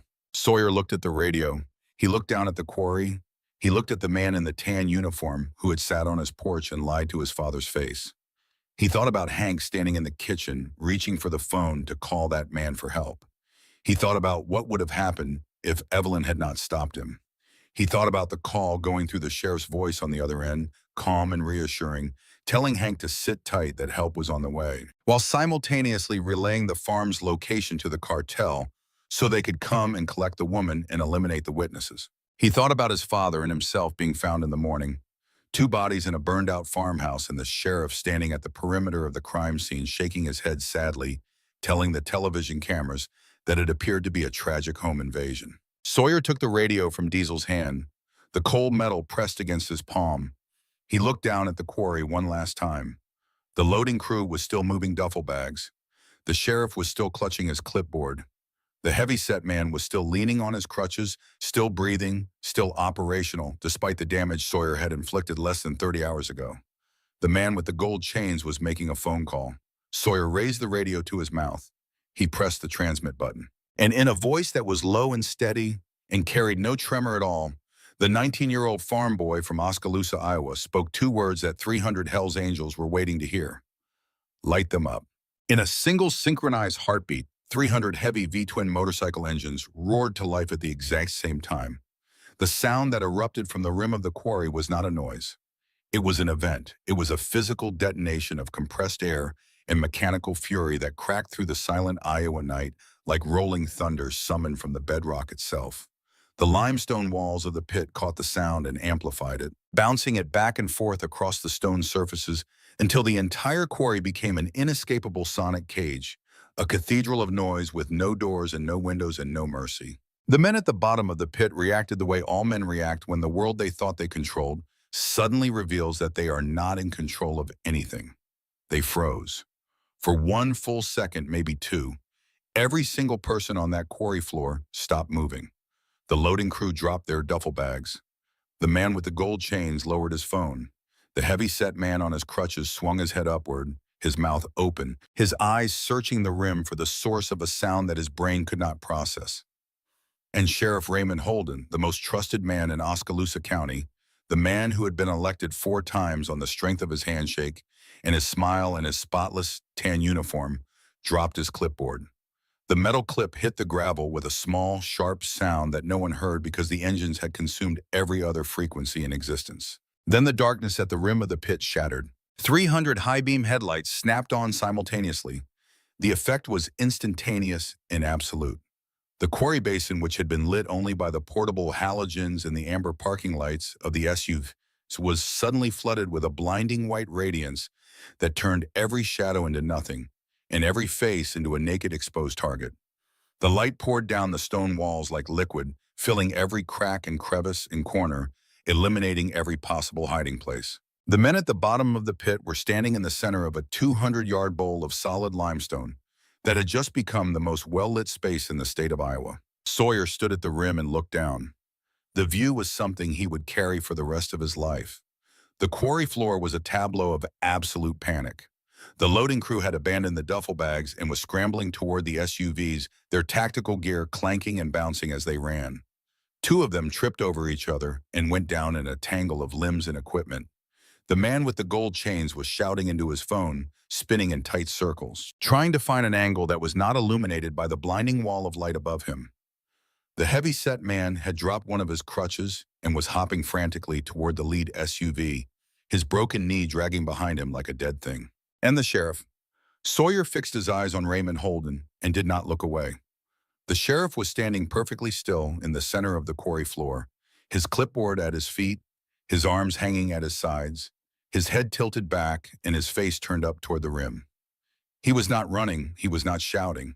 He was staring up at the wall of silhouettes and headlights and roaring engines that surrounded him on every side. And the expression on his face was the expression of a man who has just realized that the lie he has been living inside for years has finally irrevocably, catastrophically collapsed. Before the cartel members could even think about raising their rifles, the single exit ramp out of the quarry was sealed. Slade Gallagher led 50 bikers down the steep gravel incline in a tight wedge formation, their engines screaming off the stone walls as they poured into the basin like water through a broken dam. They spread across the base of the ramp in a solid wall of chrome and black leather in human mass that was as impassable as a concrete barricade. There was no way around them. There was no way through them. The ramp was the only vehicle exit from the quarry, and it now belonged to the Hells Angels. The engines on the rim cut out, all 250 of them at the same time as if controlled by a single switch. The silence that followed was more terrifying than the noise had been. It was a silence with teeth, a silence that communicated with perfect clarity that the men on the rim were not machines or forces of nature. They were human beings who had chosen to be here, who had ridden through the night to this exact spot for this exact purpose, and who were now standing in absolute stillness, waiting for the next thing to happen. The silence said, "We are patient. We have all the time in the world. You do not." Diesel Cross began walking down the gravel ramp. His heavy boots crunched loudly on the loose stone, each footstep echoing off the quarry walls with a deliberate, measured cadence that sounded like a countdown. He did not hurry. He walked the way a man walks when he knows that every eye in a 200-yard radius is locked on him, and he wants each of those eyes to have time to understand exactly what is approaching. Sawyer followed. He did not make a conscious decision to do so. His legs simply moved. He stepped off the rim and onto the gravel ramp and walked 3 paces behind Diesel, his boots matching the bigger man's rhythm, his hunting knife on his belt, and his grandfather's compass in his chest pocket, and nothing else. He was unarmed except for the knife. He was 19 years old. He was walking into a quarry full of cartel gunmen and a corrupt lawman, and he was not afraid. He had passed through fear sometime during the night, passed through it the way you pass through a tunnel, and come out on the other side into a place that was quieter and harder and infinitely more clear. Slade's men parted to let Diesel and Sawyer through. The wall of bikers opened like a gate and closed behind them, and then Diesel was walking across the quarry floor, his shadow stretching long and sharp in the halogen light, moving directly toward the cluster of men standing near the lead SUV. The cartel gunmen watched him approach. There were roughly 30 of them, all armed with assault rifles and sidearms, all wearing the dark tactical gear that marked them as professionals. They were not amateurs. They were not frightened teenagers with borrowed guns. They were trained, experienced, dangerous men who had done violent work in violent places. And every single one of them was slowly, reluctantly lowering their weapons, not because they were surrendering, because they could count. There were 30 of them. There were 300 bikers on the rim, and 50 more blocking the only exit. The mathematics of the situation were as clear and as final as a closing door. Diesel stopped 10 feet from Sheriff Holden. He did not look at the cartel men. He did not look at the duffel bags or the transport truck or the man with the gold chains. He looked only at the sheriff, and the weight of that gaze was something that Sawyer could feel in the air between them, a pressure, a gravitational pull, the kind of force that bends the space around it. "Sheriff," Diesel said the word softly. His voice echoed off the limestone walls and came back to them, doubled, tripled, layered over itself like a choir of judgment. "I understand you have a problem with missing persons in your county." Holden was trembling.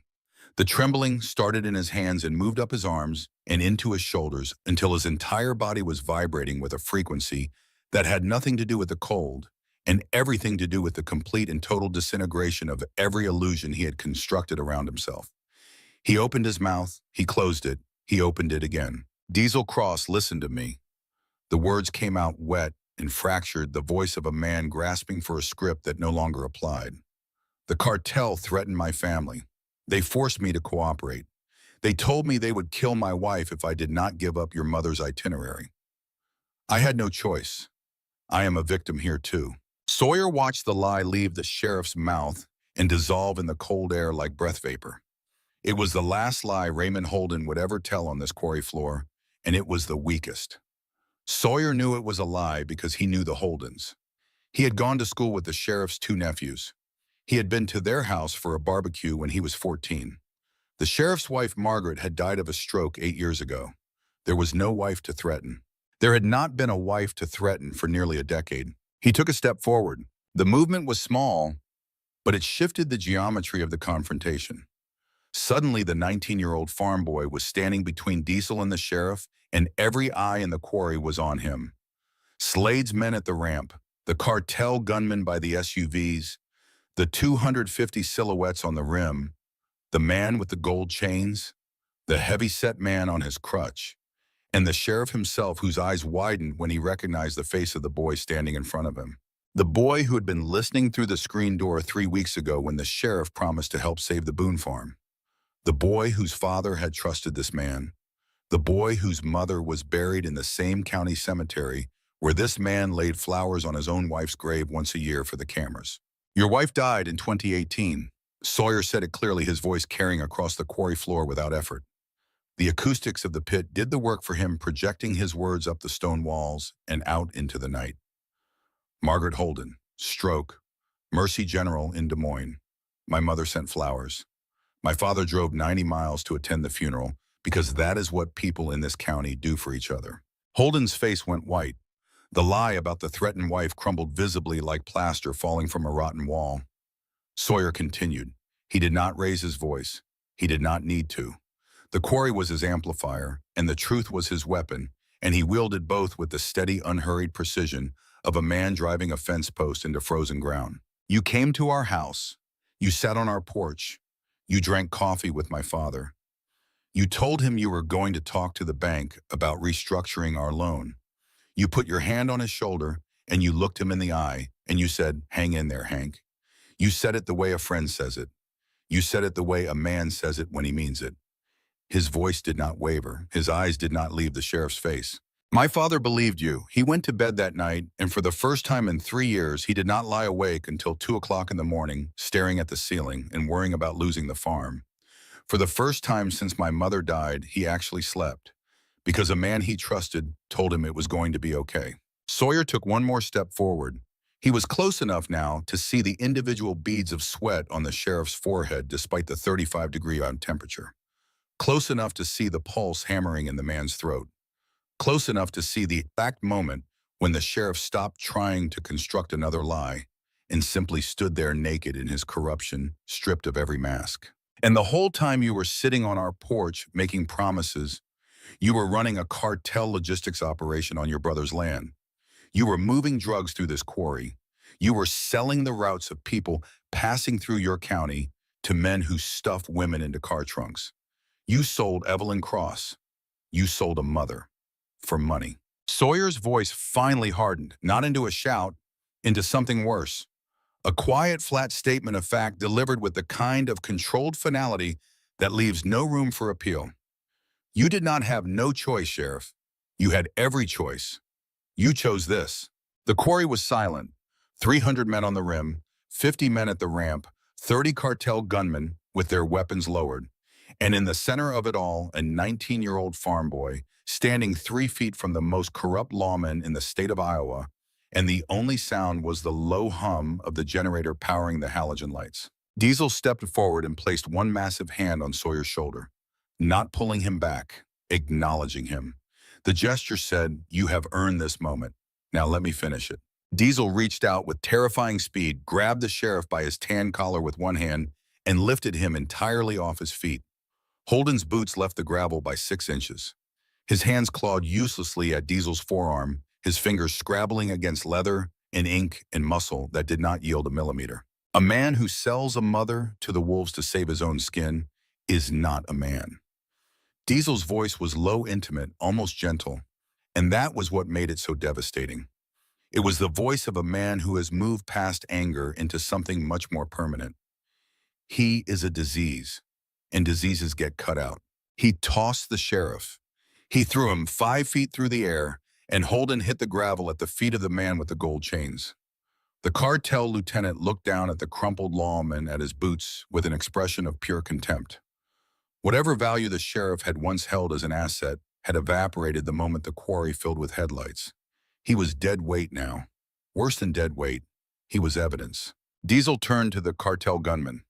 He stood in the center of the quarry floor, with his arms at his sides, his leather cut open, his massive frame utterly relaxed. The posture of a man who is not worried.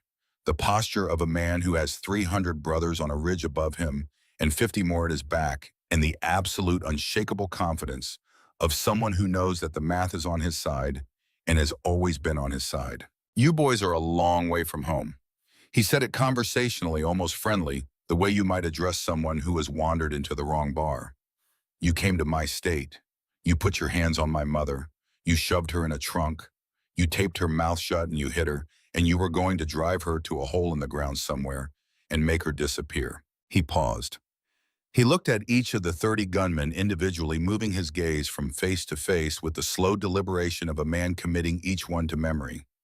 "Now you are surrounded by 300 of her sons, and I am going to give you exactly one chance to do the smartest thing you have ever done in your miserable lives.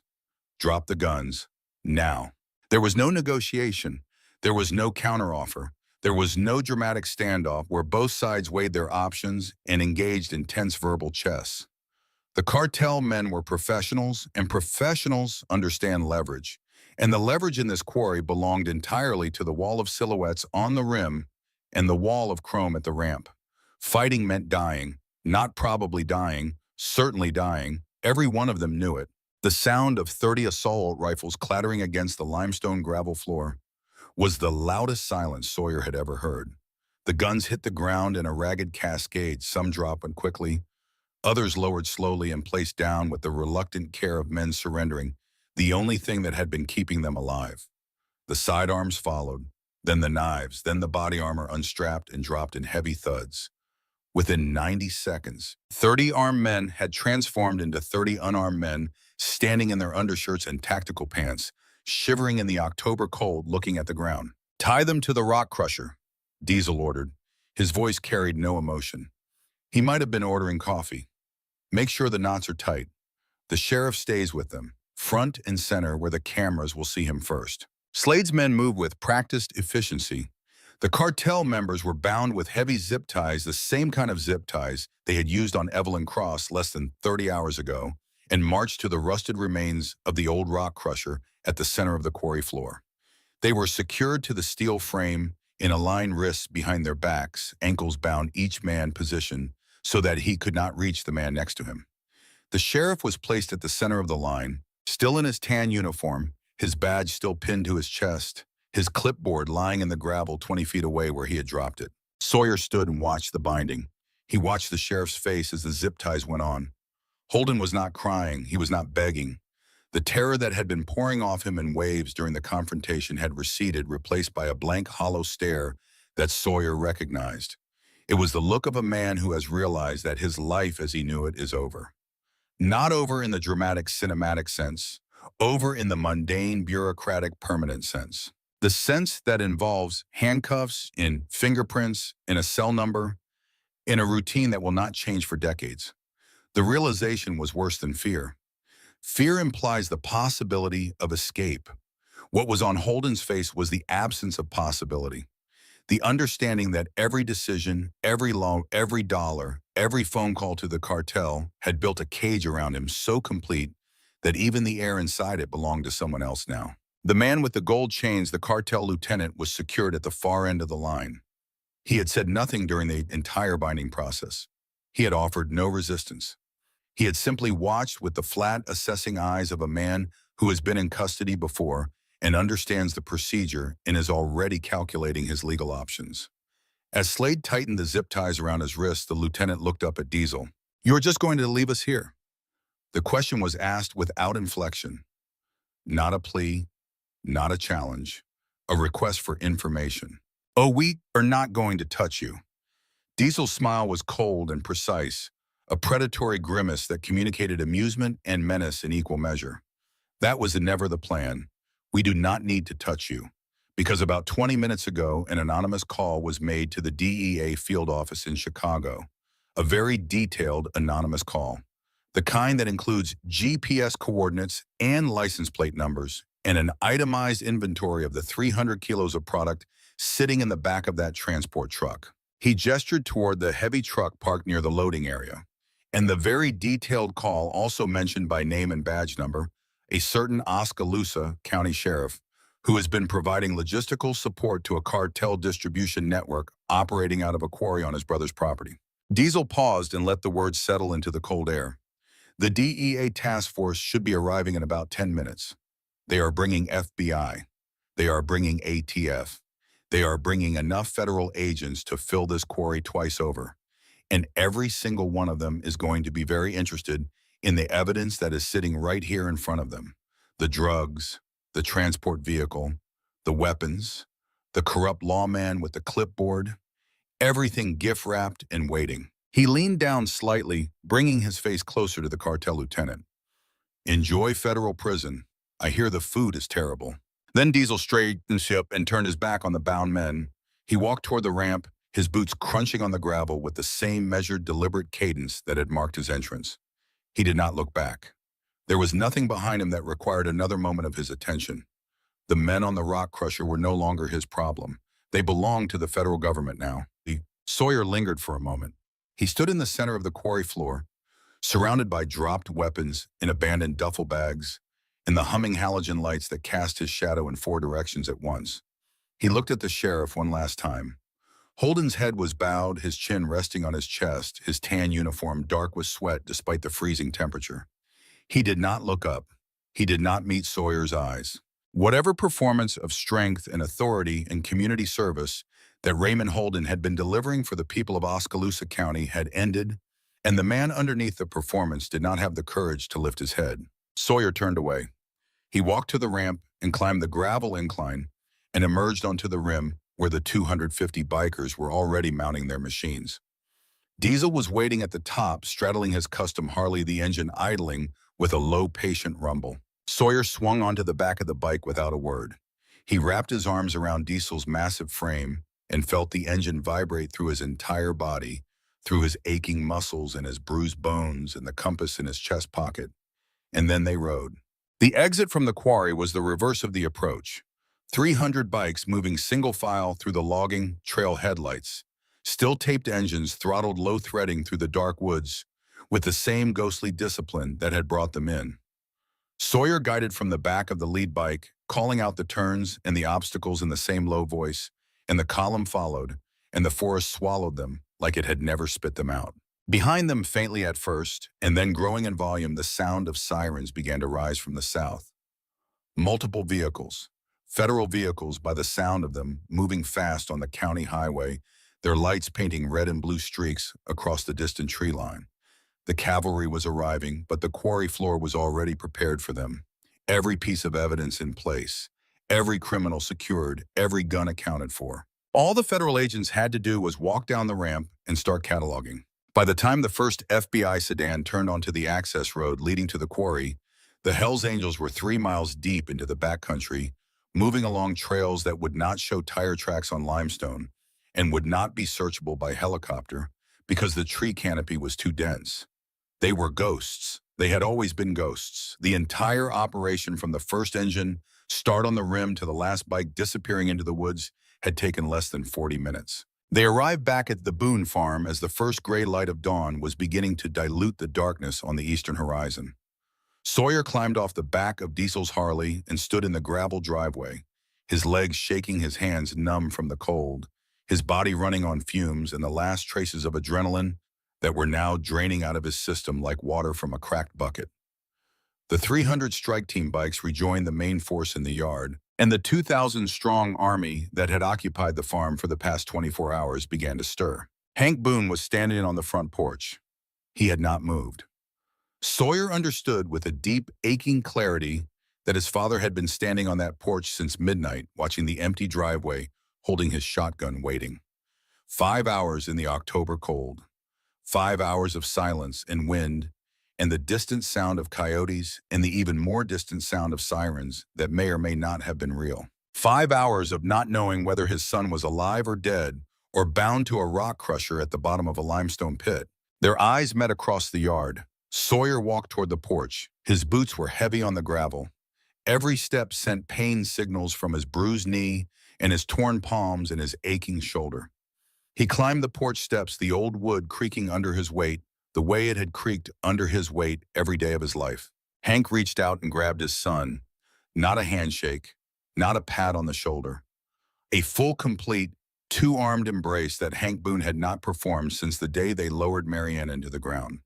He pulled Sawyer against his chest and held him with a force that was not gentle and was not trying to be gentle and did not need to be gentle because gentleness was not what this moment required.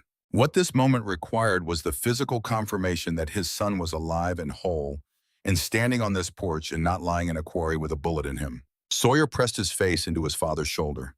He smelled coffee and gun oil, and the particular earthy warmth of a man who has been standing in the same spot for 5 hours in a canvas coat. He felt his father's heartbeat against his own chest, fast and strong, and still, going after everything. "It is done, Dad. The sheriff is in federal custody. The cartel is finished." Hank did not let go. His arms tightened, and Sawyer felt a single tremor run through his father's body, a shudder that started in his shoulders and passed down through his arms and into his hands. It was the tremor of a man releasing a fear that he had been holding so tightly and for so long that the release itself was almost violent. A breath he had been holding for 5 hours exhaled in a single shaking exhalation that Sawyer felt against the side of his neck. When Hank finally stepped back, his eyes were wet. He did not wipe them. He did not look away. He stood on the porch of the farmhouse that his wife's family had built 70 years ago, and he let his son see his tears because there was no shame in them, and because the night had burned away every pretense and every armor and every stoicism that had been keeping him upright for the past 3 years. "Your mother would have been proud of you." Hank's voice cracked on the word proud, and he let it crack, and he did not try to repair it. She would have been so proud. They stood on the porch and watched the army depart. It began as the sun cleared the tree line on the eastern horizon, throwing long, golden shafts of light across the frost-covered fields. The 2,000 bikers began to move with the same organized, disciplined efficiency that had characterized every aspect of their 24-hour occupation of the Boone farm. They packed up the supply stations. They dismantled the mobile fueling rigs. They collected every piece of trash, every cigarette butt, every coffee cup, every bottle cap, every single trace of their presence, and loaded it into the cargo trucks. Sawyer watched a group of bikers carefully replace the section of fence that had been temporarily removed to allow the supply trucks access to the south field. They reset the posts. They restrung the wire. They tamped the dirt around the base of each post with the same care that Sawyer himself would have used. When they were done, the fence looked exactly as it had before. Better, actually. The posts were straighter. Another group had noticed that the barn door was hanging slightly off its track, a problem that had been bothering Hank for months. They fixed it. They did not ask permission. They saw a thing that needed fixing on the property of a man to whom their club owed a debt, and they fixed it. When Hank noticed the repaired door, he stared at it for a long moment with an expression that might have been the closest thing to bewilderment that Hank Boone had ever allowed to cross his weathered face. By noon, the last motorcycle rolled down the gravel driveway and turned onto the county road, its engine fading into the distance until there was nothing left but the wind and the birds and the distant sound of a tractor on a neighboring farm. The Boone property was empty, clean, pristine. There was no rut in the yard from 2,000 motorcycles. There were no oil stains on the gravel. There were no boot prints in the garden. No damaged crops. No broken fence rails. No evidence whatsoever that a massive outlaw army had occupied this land for a full day and night. Sawyer and Hank stood on the front porch, side by side, exhausted and alive, and slightly stunned, watching the dust settle on the empty dirt road. The farm was theirs again. The silence was theirs again. The crickets and the wind and the creak of the old porch boards under their boots were theirs again. And for the first time in 3 years, the silence did not feel like loneliness. It felt like peace. The local news broke the story that afternoon. Every television and every diner and feed store and gas station in Oskaloosa County was tuned to the same broadcast, and the scrolling chyron at the bottom of the screen read like something out of a fever dream. Massive federal drug bust at an abandoned quarry. Oskaloosa County Sheriff Raymond Holden arrested on charges of conspiracy drug trafficking, corruption of public office, and accessory to kidnapping. DEA seizes an estimated 300 kilograms of narcotics with a street value exceeding $40 million. 30 members of an unidentified cartel organization taken into federal custody. Investigation ongoing. The anchor described the scene at the quarry with barely contained amazement. Federal agents had arrived to find every suspect already bound and waiting. Every weapon accounted for and laid out on the quarry floor in neat rows.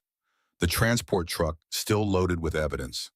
The sheriff is still in his uniform, his badge still pinned to his chest, sitting on the ground next to a rusted rock crusher with zip ties around his wrists. It was the anchor said. The most thoroughly prepared crime scene any of the responding agents had ever encountered.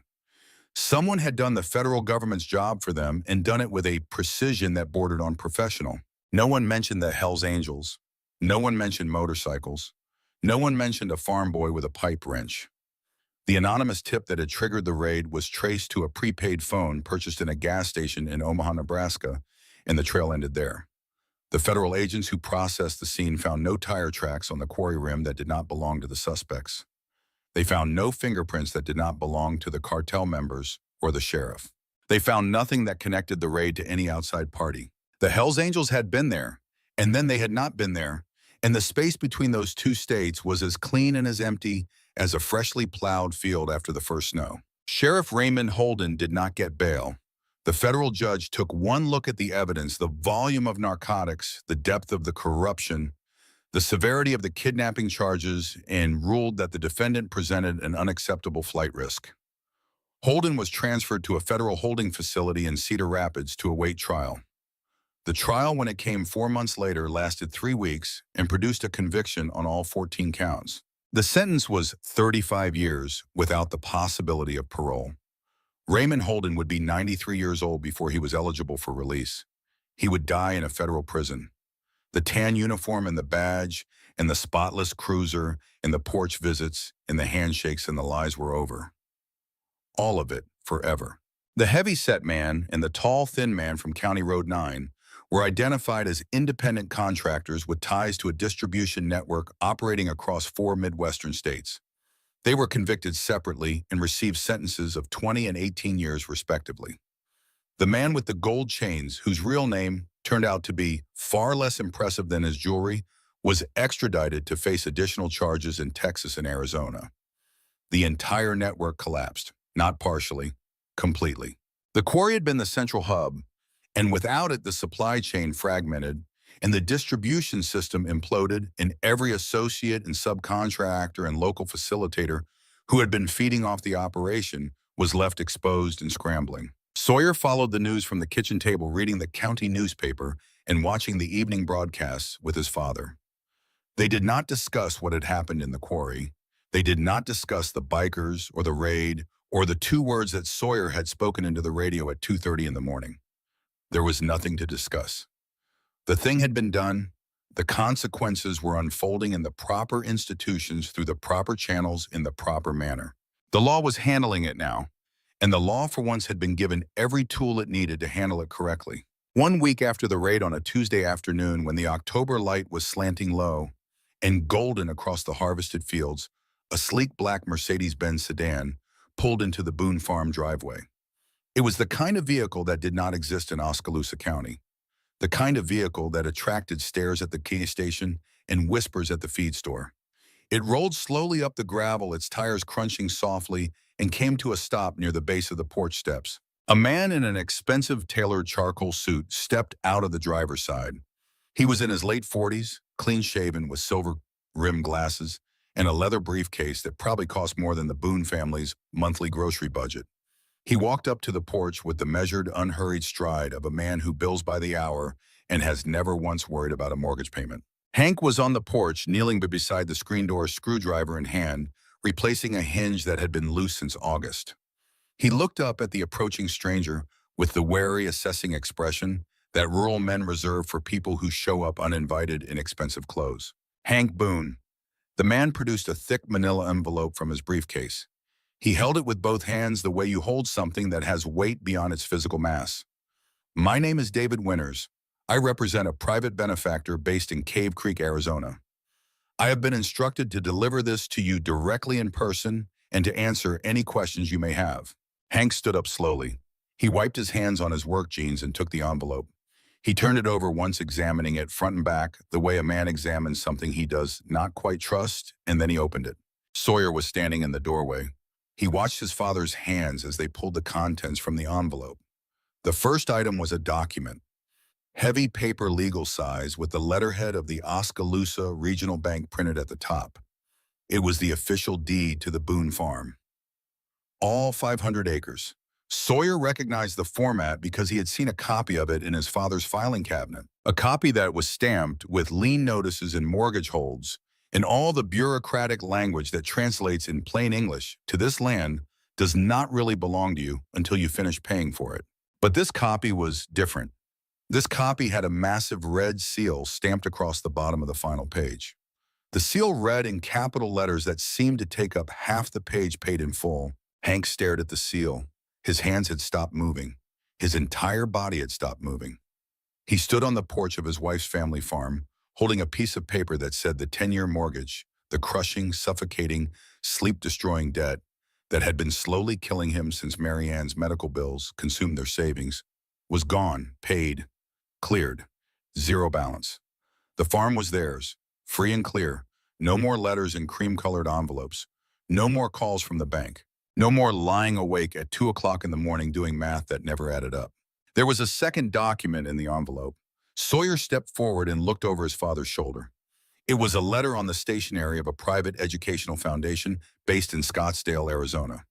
The letter informed Sawyer Boone that a full scholarship had been established in his name at Iowa State University, Department of Agricultural Science.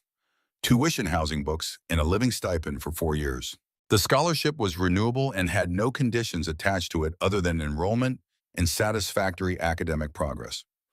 The letter was signed by the foundation's director and countersigned by someone whose name was not printed, but whose signature was a single initial. A large slanted D. Sawyer read the letter twice. He read it a third time to make sure the words were not going to rearrange themselves into something less impossible. They did not. The scholarship was real. The farm was paid for.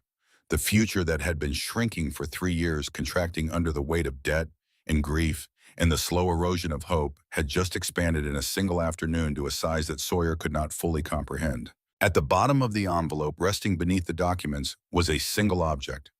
Sawyer reached in and pulled it out. It was a coin, heavy, solid, larger than a silver dollar, cast in gold, that caught the October sunlight and threw it back in a warm, rich glow. On the face of the coin was the death's head, the winged skull, and the motorcycle helmet rendered in precise relief, every detail of the emblem sharp and clean. On the reverse side, engraved in simple block letters that had been cut deep into the gold, was an inscription. Blood makes you related. Loyalty makes you family. David Winters, the attorney, stood at the base of the steps and waited. He had delivered the envelope and its contents, and now he was waiting for questions as instructed. But neither Hank nor Sawyer had questions. There were no questions that needed asking. The envelope had answered everything. The attorney nodded once, a small professional acknowledgement that his task was complete. He walked back to the Mercedes, opened the driver's door, and paused. He turned back toward the porch. "One more thing, Mr. Boone." The attorney addressed Hank, but his eyes moved to Sawyer. "My client asked me to relay a personal message. He said, and I quote, 'Tell the kid that the debt is not paid. It can never be paid. But we are going to spend the rest of our lives trying.'" He got in the car and drove away. The Mercedes disappeared down the gravel driveway and turned onto the county road and merged into the vast, flat, endless Iowa landscape until it was just a dark speck on the horizon, and then nothing at all. Hank Boone sat down on the porch steps. He placed the deed on the wooden plank beside him, and he put his face in his hands and he wept. Not the controlled, single tremor release of the pre-dawn embrace. This was the full, unguarded, body-shaking grief and relief of a man who has been carrying a weight for so long that the sudden removal of it causes a collapse that is indistinguishable from the weight itself. He cried for Mary Ann. He cried for the 3 years of letters in the sewing cabinet. He cried for the porch visits from a sheriff who had been lying to his face. He cried for the son who had walked into a dark cornfield with a pipe wrench and come out the other side as something different, something harder and braver and more complete than the boy who had gone in. Sawyer sat down next to his father. He did not put his arm around him. He did not say anything.